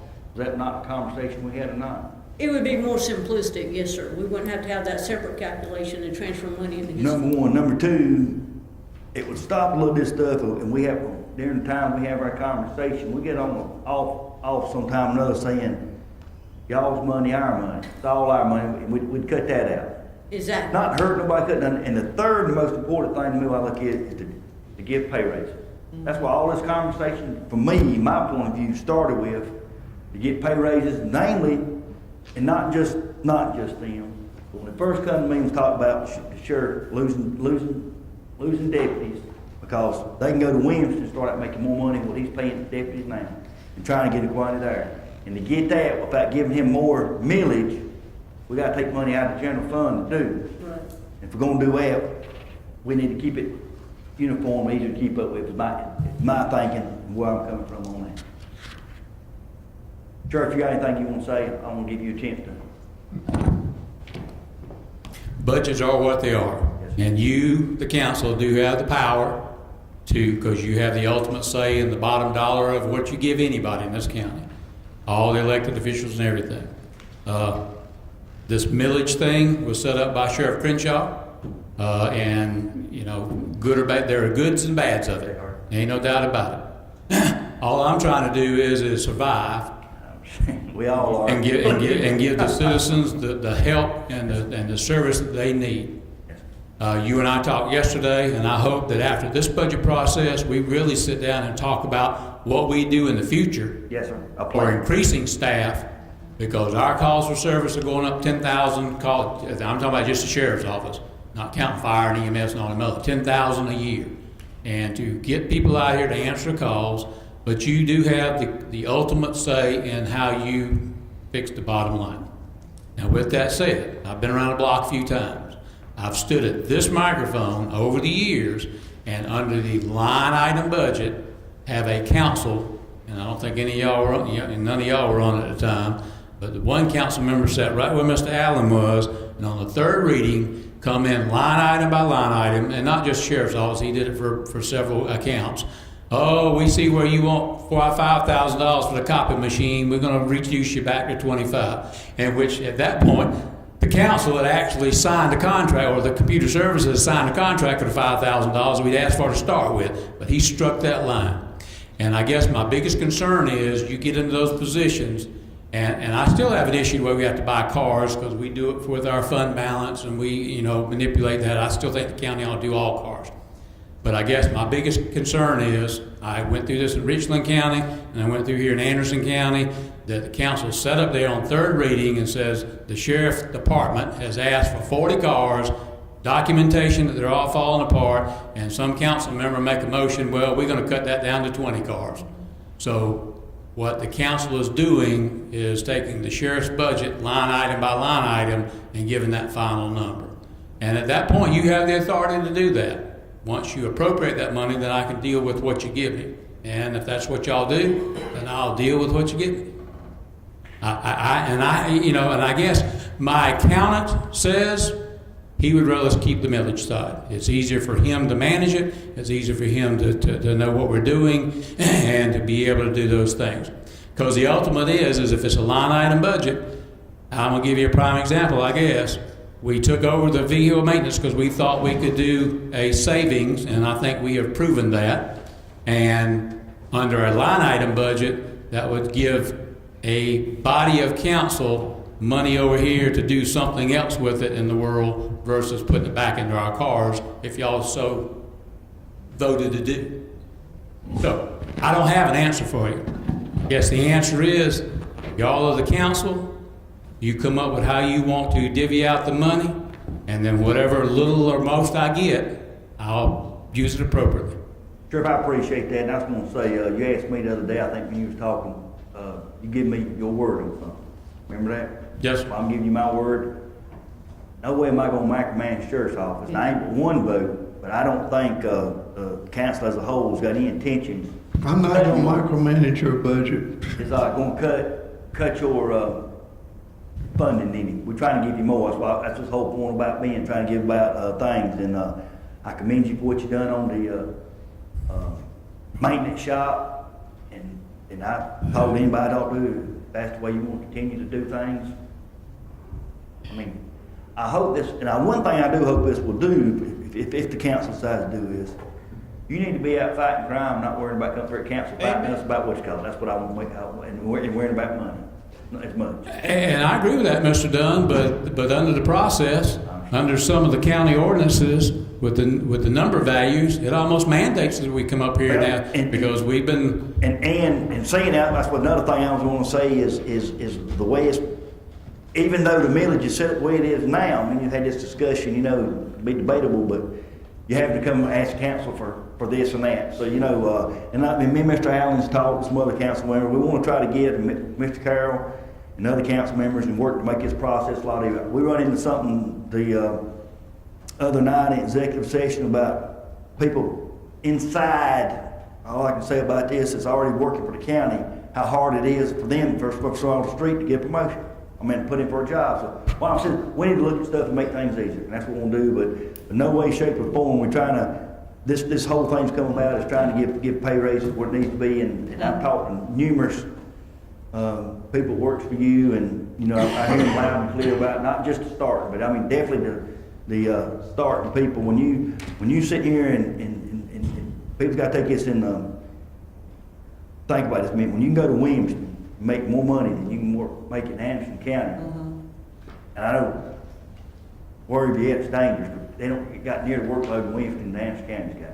So. Well, and I know you're going to get to the pay raises here in a little bit, but I know y'all working hard on that, but there's still going to be a problem there. And we'll discuss that at that point in time or another time. I guess here's my other question, because in the budget workshop, when we get a promotion that came up, we historically in the sheriff's office have given longevity raises. And the longevity, as some people might not have understood, that's not every year. Every year we have some, but it's usually 2 or 3 people over a period of years. It's a 5-year, 10-year, 15, and 20-year. So if you take us back under the line item general fund, does that mean y'all going to do away with that for our employees? Not my intention. My suggestion would be is you go back and give it to all the county employees. Mr. Chair, if I may. Yes, ma'am. Okay, Sheriff, I have been one of your biggest supporters because you know how I have Floyd, been, would you mind? know how I have been. Step out. Oh yeah, you got. I'm talking to the sheriff right now. You know how I feel about the sheriff's raises. I think they're the ones that should be making the 80,000s and the 90,000s of dollars because these people put their lives on the line for us. So I hope that you've never had any problem with me trying to micromanage. But I do remember the time you're talking about the last minute they cut this and cut that out because that's the year they were going to cut your ammunition. You remember that? No, we cut, well, I mean, historically, cars are always cut because we ask for the number we need. Yeah. And cars are cut in half. But there was a time when it was the sheriff's office was so micromanaged that they wanted to cut out how much ammunition that you were using. And That's that's correct. the part that just really got me. But when we get through with this pay raise thing, it's always, everybody's not going to be satisfied. That's right. But if we could just satisfy I'm not going to say the majority, if we could satisfy enough so we can get these people off of the bottom line. You know, Sheriff, do you know how bad it sounds for our sheriff folks have to go to get assistance? Food. Oh, I've been asking for that raise for many years, Miss Floyd. I know, and I've been fighting for it. You know, and it's not me not making it happen. I know, but this year I think that I've got a good feeling this year about it. And this one thing I want to go back over one more time before we leave here today. I want to do that with the chairman's permission. I want to go back through it just one more time. And that's all I've got to say. Now, who's going to take over? You will? Go ahead. Yep. Sure, I will be voting to increase the minimum pay of your people up to the pay scale.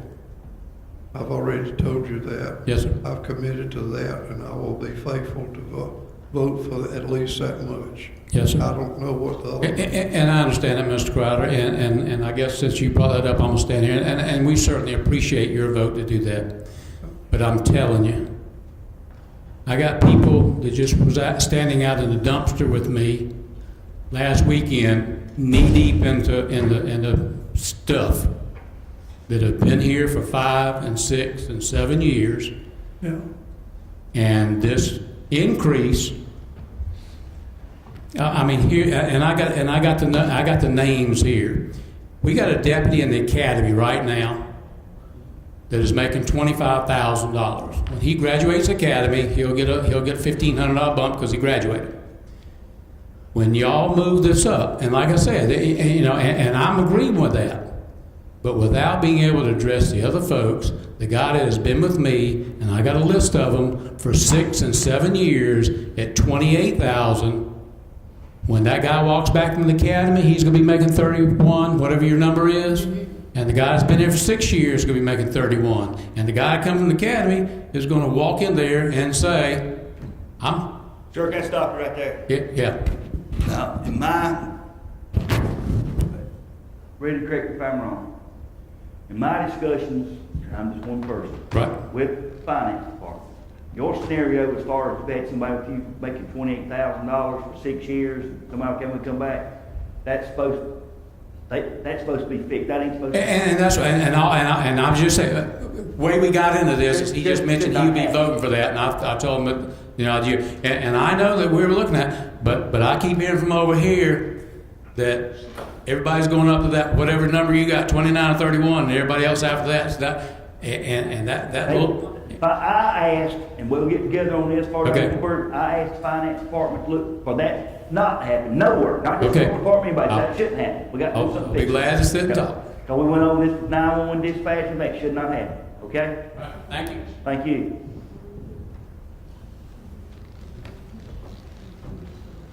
Okay, Rita? Yes, sir. No. Moving on.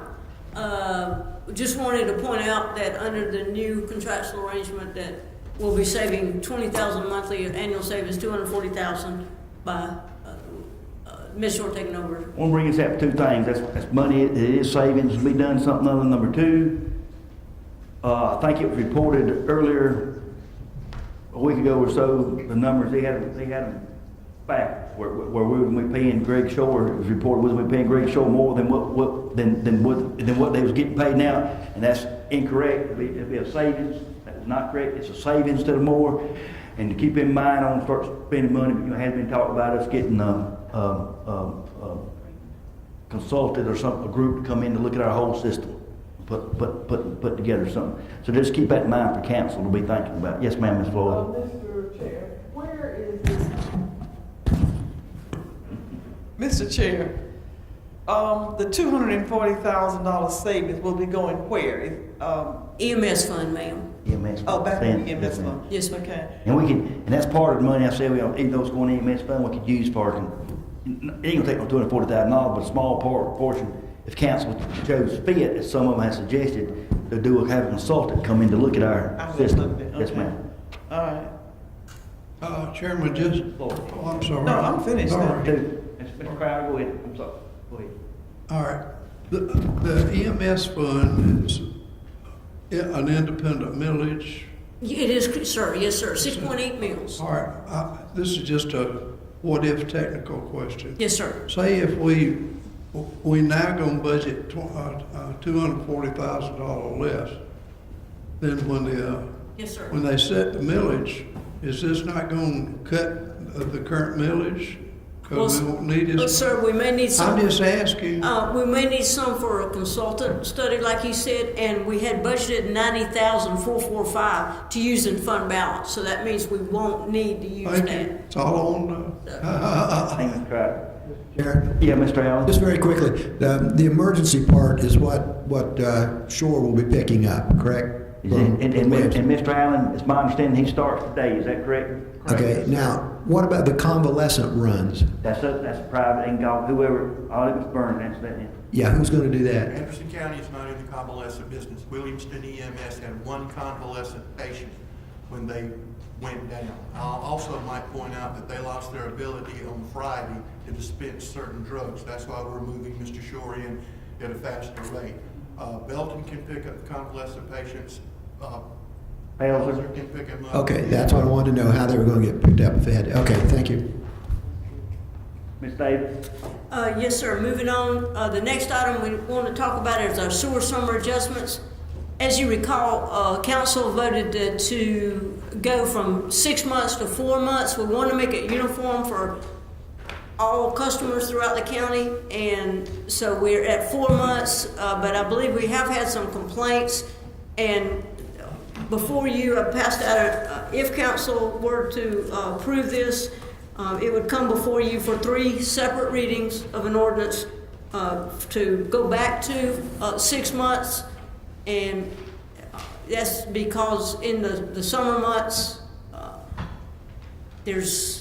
honestly, there's more flow in the summer months, but people fill their pool, they water their lawns, they can get an irrigation meter, but they cost like $1,400, and they don't want to have to do that. So it would cost us about $200,000 we would lose in the process, but that is up for your consideration. Thank you, guys. I'm the one that brought this up and asked them just to consider it for discussion, because it was 6 months.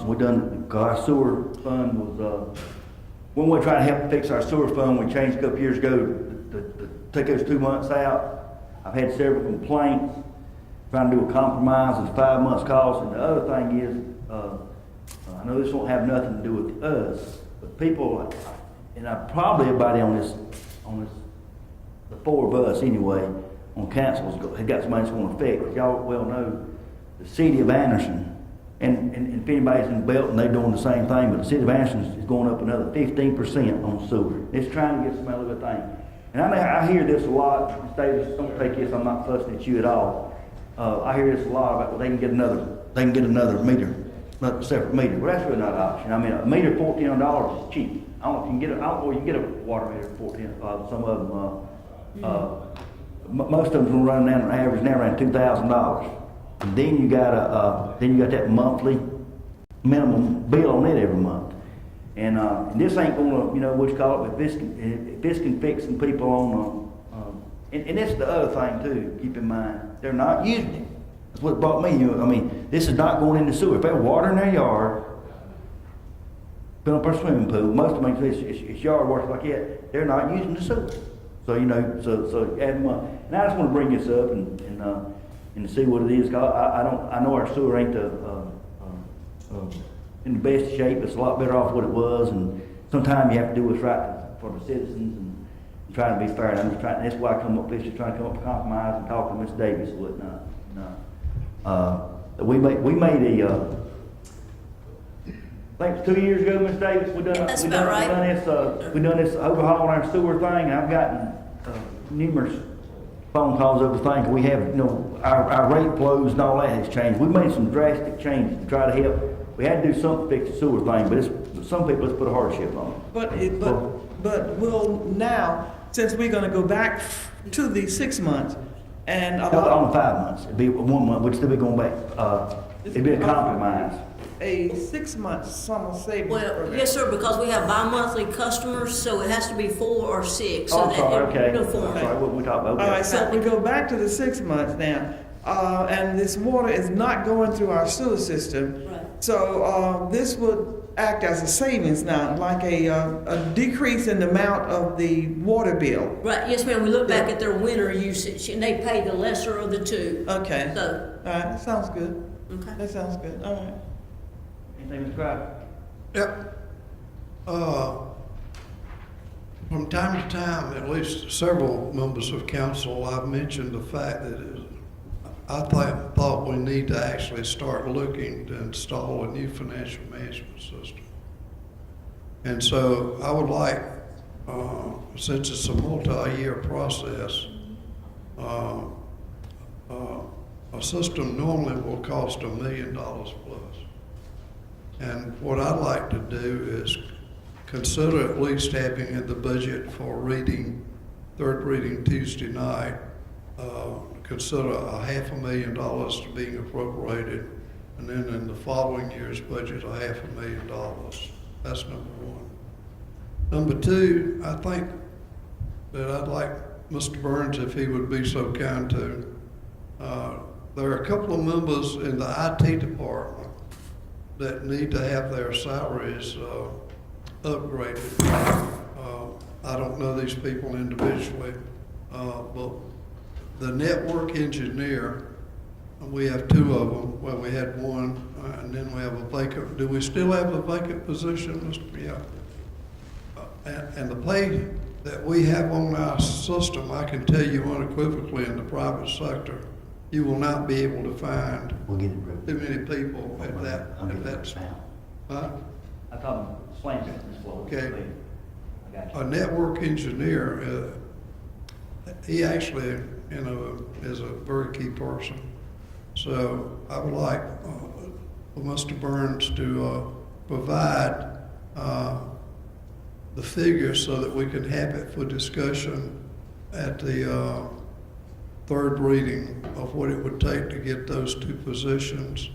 And I think we also needed some supplemental money to pay a part-time programmer or a full-time programmer, because what possibly can happen is the person who's keeping up our financial management system here, which is a homegrown one, is being kept up by one person who is at retirement age. His wife's at retirement age, and he could walk out the front door today and we wouldn't know what was going on. That's one of the dangers of continuing a homegrown system. So other council members may not agree with that. That's what Marcus is all about, but I'd at least like to have it on the budget for discussion. And thank you, Chairman. Thank you. Sir, Any more comments on?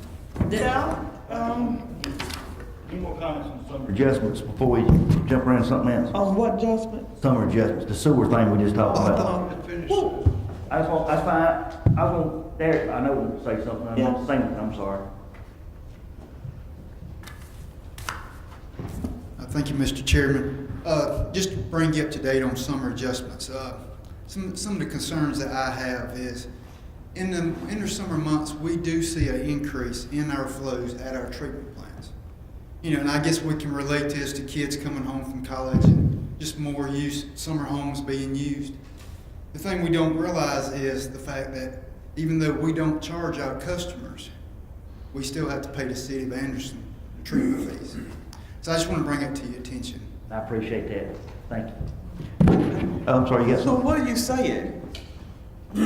Like for 6 months out of the year. Now, I understand what Right. you're saying. He don't want us to do it, Ms. Floyd. That's what I'm trying to get him to come out and say. You know, like, what are you saying? Well, that's what he means, he still want to say it. Say it. Say it, yeah. Talk to us. But for 6 months out of the year, we're not going to be able to charge the customers for what they actually use. Now, Mr. Dunn, you are right. There's a lot of water that goes into the garden, washing cars, and filling swimming pools. But we do see an increase at our treatment plants. So that's flow that's coming through the sewer into our plants. Now, we have created a little formula sheet too that we're giving additional adjustments outside our 4-month period. The 4-month period we have in place right now. But you know, just want to let you know that we are seeing an increase during. Explain that, what you just said, you got that 4-month outside adjustment sheet. Yeah, we got a 4-month summer adjustment period. And one time a year, we will give an additional adjustment. And that's just one time. 75%. On filling the swimming pool, we'll give you 75% reduction on filling the swimming pool. If you have and I don't have it, I'm sorry, I don't have that formula sheet in front of me, but if you have a busted water heater, well, I think it's a 50% reduction. Well, let me ask this might be something other, and like I said, we gotta have 3 readings on this. If the council decides to do something other, it might be something we can do, instead of going the route I was talking about doing, maybe we can do something about your adjustment sheet. Right. And, you know, and I am sympathetic with everybody out there that's on sewer because I know it's expensive. It's expensive for them. It's expensive for us.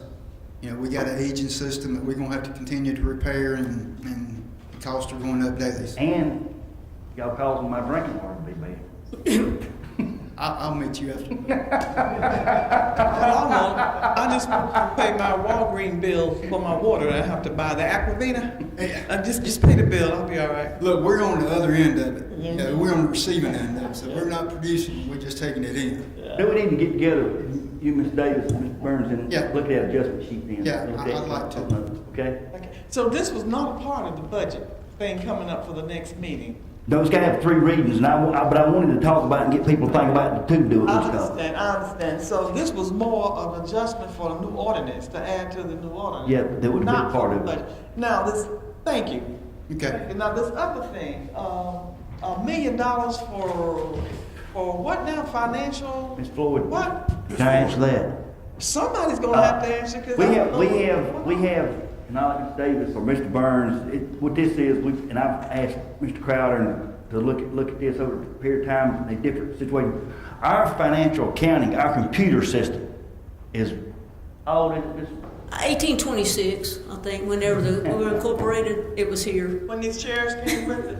It's been here, I've been here 17 years. and it's real fluid and it's hard to keep up with it for the penny, you know, like if you know, I understand what you're saying, go ahead. It's, and that's what trying to get updated system, keep up. That way, if Derek's department writes a check or spends money or something, he'll know right then and there how much money he's got left in his thing. Keep up just easy, and really, it would be easy for everybody to keep up with the system and everything. There's more to it than that. You want to elaborate any?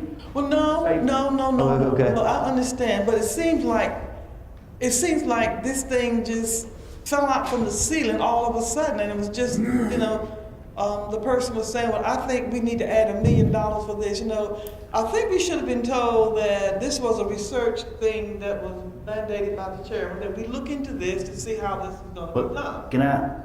But I was getting a little thing here, like nobody told me anything about Well, it. I just asked, because this is, they know it's a problem, talking to department heads, but it was news to me about, and every council member's got every right to do what they want to do, to ask for $500,000 in this year's budget, and that's news to me too. But, and everybody's got a right to do something other, and I'm sure there's other things, you know, about payment plans, whatnot, about looking at things and different costs, whatnot, to be looked at about something. Yeah. That's that's a start. And Mr. Crowder, I'm sure just trying to get discussion started about trying to get something done. It's been kicked around a while. Okay, Mr. Chair, can we go back to the employee raises now? Yes, ma'am. Okay, Loretta, I want to go back to the employment, to the raises.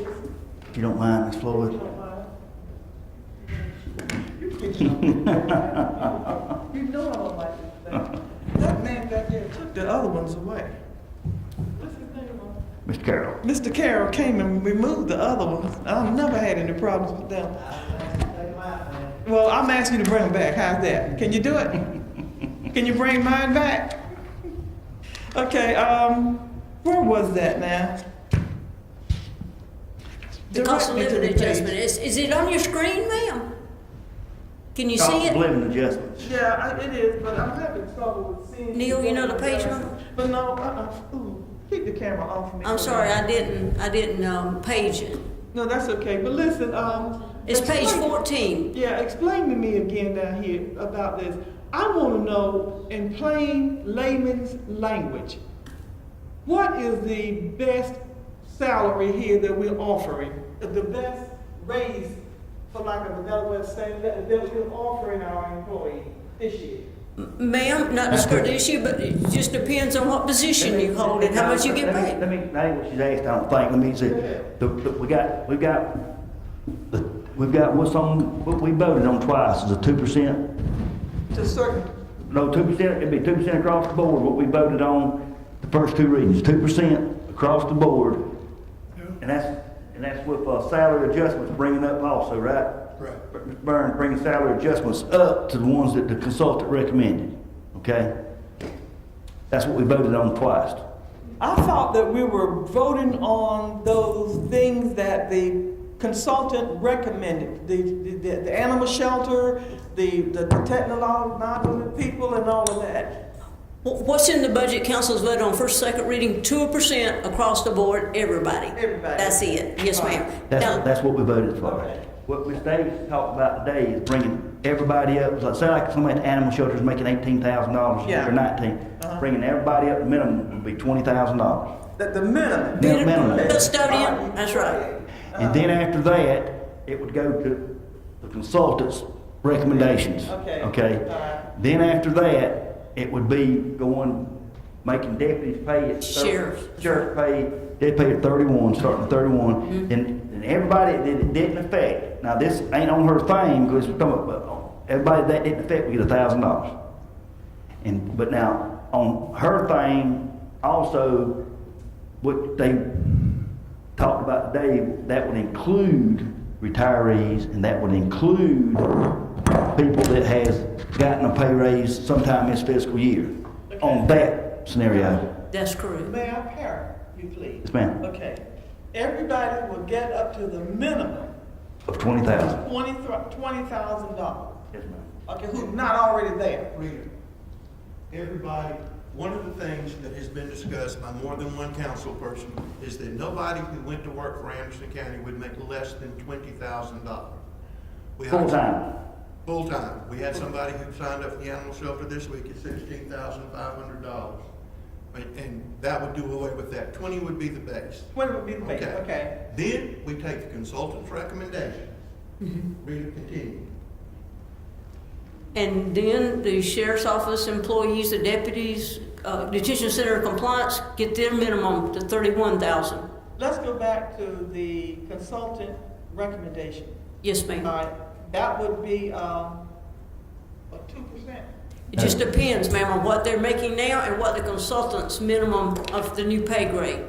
You got that, ain't you, Rita? We do, and it varies by employee, by department. It truly does, ma'am. What that percentage is. Rita, is this the same thing that was discussed the first time we started talking about it? Is this the thing that we discussed the first time we started talking about it, when we said the idea was everybody gets up to the minimum wage and then 2% after that? No, ma'am. That's not the same thing. Okay. This is every department in the study. Wouldn't necessarily be 2%. Some people, if they get them up that We consultant moved away thing. from that. Go ahead, Mr. Burns. Mr. Dunn, case in point, the person we hired who made $16,500, that's entry pay. okay? If the floor, the minimum for everybody who works for Anderson County is $20,000, that's much more than 2%. That's right. So what Rita's trying to say is it varies. You could be way down here and get brought up a lot, or you could be semi-close and come Don't get a $1,000 percentage. or $1,500, Yeah. something like that. Take the 2% and make that disappear. So, I can conclude that with the consent of the full council, if this should pass, that our employees would get a substantial raise this year. Ms. Floyd, this hasn't passed. This is cobbled together from numerous conversations with different council people. Case in point, we had one council person who was adamantly opposed to a percentage increase. And with good reason, I do think, because those on the top get more, those on the bottom can buy another loaf of bread, okay? So taking the ideas of council, there's several ideas, this is just one of them. But what you would do, 20 is the floor. Then we take the study and bring everybody up to those minimums. If you don't get anything, you get $1,000.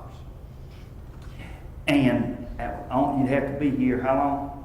Well, you would have to be here at least 1 year to qualify under one of the scenarios, because if you just walk in. But not the start scenario. No. Actually. No.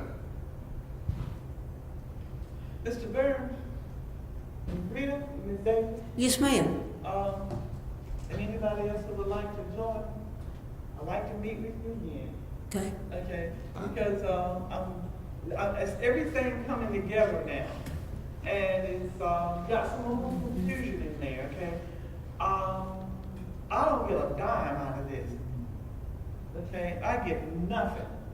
Like I told you one time, I don't even get travel my own doing, but I am adamant that the employees need a good raise this year. So please, let's get with me again and explain it to me again, and bring a bill. Because this is my last time coming up for to bring a bill. All right? We already got it. If that's it, I want one other thing, Dave, I think Mrs. Wilson asked this, y'all want to touch on the, I would like to explain this, Mr. Chairman. For a long time, we have had no regular procedure to deal with large animals, specifically horses. And what the sheriff's department has to do, the sheriff that assists me with this, is we have to go hunt, peck, and try to find some place to put horses. There's just no place to put them. We have identified a place that the sheriff's office is using now. It's a gentleman who boards houses. He's been thoroughly inspected, looked at. boards horses. Boards horses. And currently, he has 2 of our horses right now. I believe that's correct. I'm a little vague on this too, because Gary Bryan handles it, but we do have a process. We would pay the gentleman a retainer, then we'd pay him a set fee for the board on those horses. We would suggest that we put it in the under the animal shelter budget. It would be a separate line item. Why would we put it there? Well, A, because it has to do with animals that we're currently not providing the best service for. In addition to that, there are a lot of people who expressed an interest in making donations. The animal shelter is already set up to take donations, and you can already receive tax benefits from that. All you would have to do is make a delineation that this was for the large animal fund, and then we would be there. So it would give us some rhyme and reason. It would keep the sheriff from having to run around at night trying to figure out who can pick these animals up, who's going to take care of them, and who's going to be with them. And who's going to pay for the hay? Yeah, I have something to say about this. Okay, first of all, this is the man out of Greenwood County. I think I told you about it. Some problems. Is that you? Okay. Some problems were created for him. Yeah, there were some problems down there.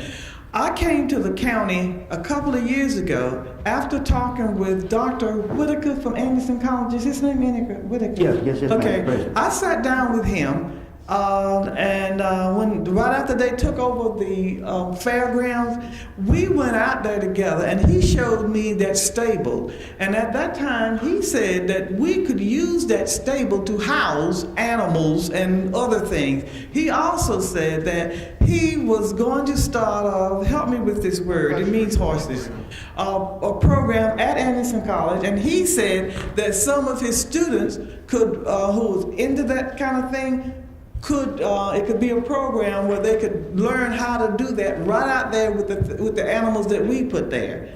And I think that we did not discuss cost, because that was above my head. I brought it back to the administrator and talked to the administrator about it, and I think that they got together again. I'm not sure about that part, but I don't know how much it was going to cost us, but it was right here in Anderson County, right over at the fairground. I think that before we do this, I think we need to explore that one as well. Russ, help me if help me here. Them barns ain't there no more. They're ball fields. They're ball fields, and I don't think they've started the equestrian program yet.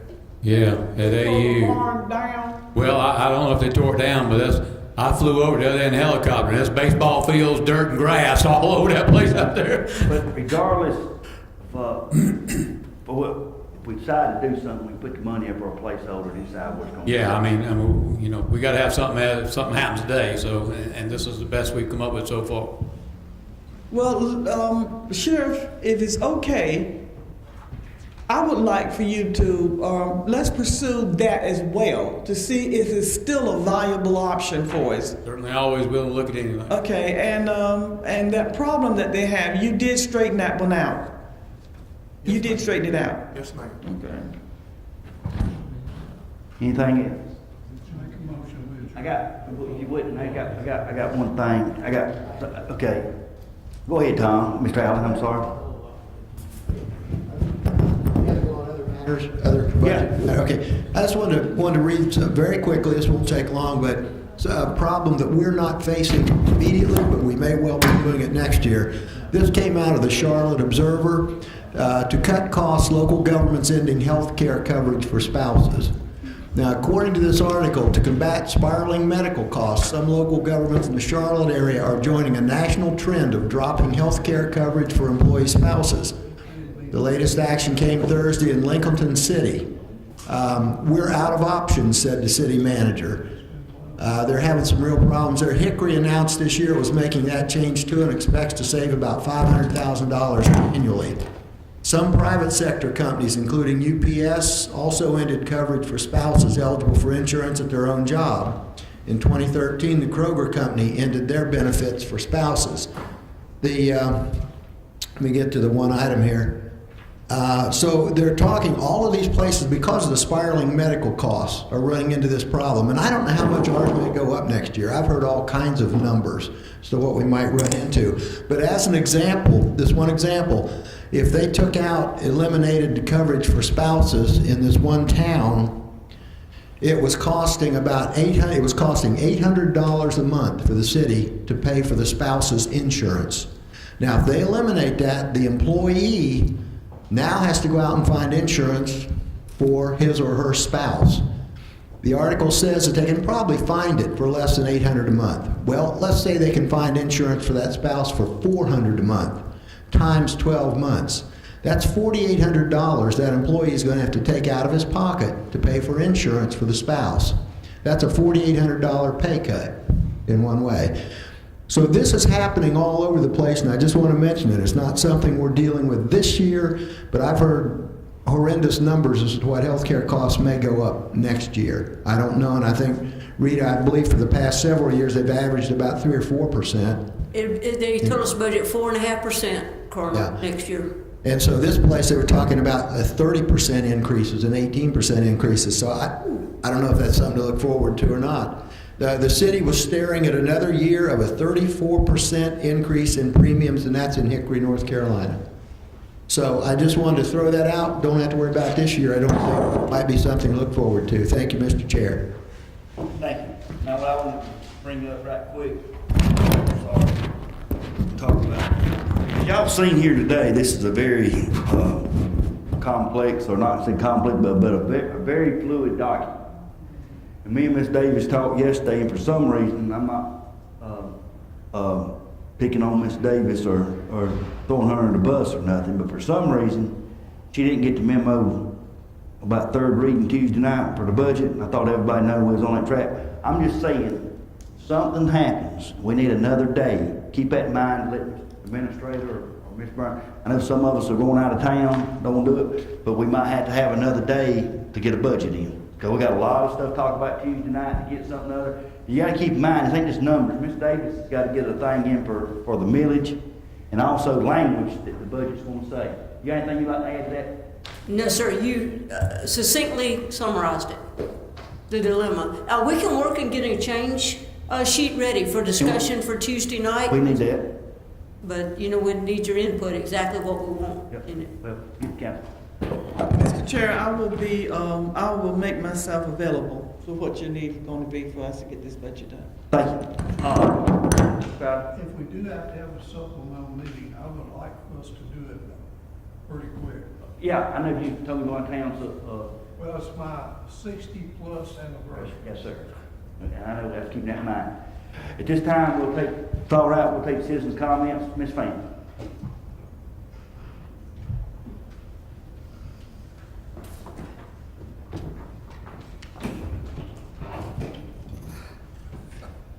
Boy, it's like taking a whipping with one of these things. I'm sorry, I had another meeting at lunch I had to go to, and I missed part of it. Y'all are working very hard, really are.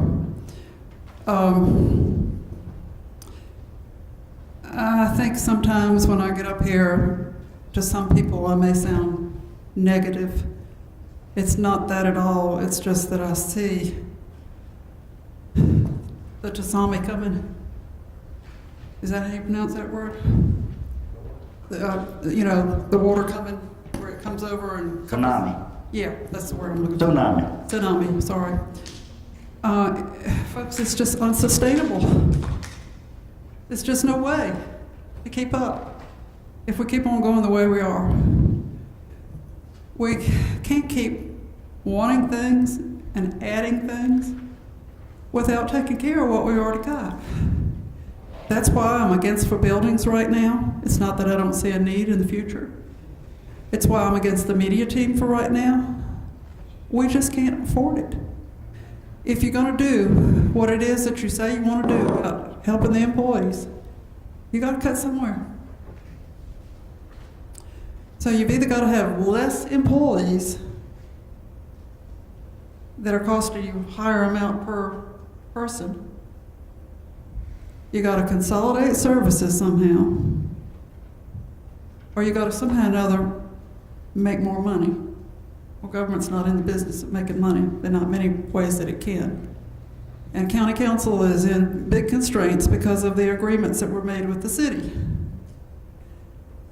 And so some of those things you really have no control over. But I hope I've got more than 3 minutes here because I may take it. The business about salaries is just really a conundrum. We all know that we have good employees. We want to keep our employees. But we got people out here in the private sector that are just as good and working just as hard, if not 10 times as hard, with 1/10 less resources. And I know economic development, and I know we got a $300 extra million supposedly in the coffers, but that money is kind of like a one-time thing. And every time we get money coming in, though, we've already spent it. Now I want to talk about the litter crew. Litter is a big beef for me, and I would like to see it all disappear. But we were talking about a litter crew, and we finally got down to talking about 2 people part-time, and the first time it got mentioned is like they were going to be paid $9 an hour. This last time, all of a sudden, it's $12 an hour. Well, if you put a part-time person out there who's working 25 hours at $12 an hour, they're going to bring in $300. You put a full-time person out here who's working 40 hours for the county, like some of them are, people that cut grass, animal control people who are working $9 an hour. And for 40 hours, they're bringing home $360. So you're going to reward somebody that's only working 25 hours with $300, or you got somebody out here who's working 40 hours, and they're only going to be making $60 more than the ones who are working part-time. But once you start raising salaries for this level, just like the sheriff said, then the person who's been here 6 years, these new people are suddenly up or above the people who've been working here 6 years. So therefore, their level has to go up, and everybody else's level has to go up in order to compensate, and we just can't afford it. So I really don't know what y'all are gonna come up with. It's a tough thing. Mr. Allen is reiterating exactly what I said the other day, the article that I read, that Blue Shield, Blue Cross was gonna go up at least 26%. And I've heard since then up to 38% with other insurance companies. There's no way we can sustain this. So you've either got to face it today and cut somewhere. My thing is to cross-train some employees, just like you do in the school district, where you got one speech technician that goes to 3 schools. You got somebody that's doing one job, and they only really, they've still got some busy time. Cross-train them to do something else and cut out an employee. You're either going to have to cut somewhere to be able to reward what you're keeping. There is no way you can keep adding. Thank you, Ms. Pham. I want to thank all the council members for coming out and working. I know everybody's got their opinions. Please keep that in mind. Everybody's got their own opinions about things, working on it. We'll get through this. I appreciate it very much. Ms. Floyd. One thing before you do the gavel. Yes, ma'am. I want to commend you on a budget workshop that was, I used the words fulfilling, wonderful, and I feel like we did some good work today. And I just want to thank you specifically for that, and the David. The David, I know that you're riding your back hard because we have no one else to carry it, so please, just hold on to it, okay? Thank everybody. Meeting be adjourned.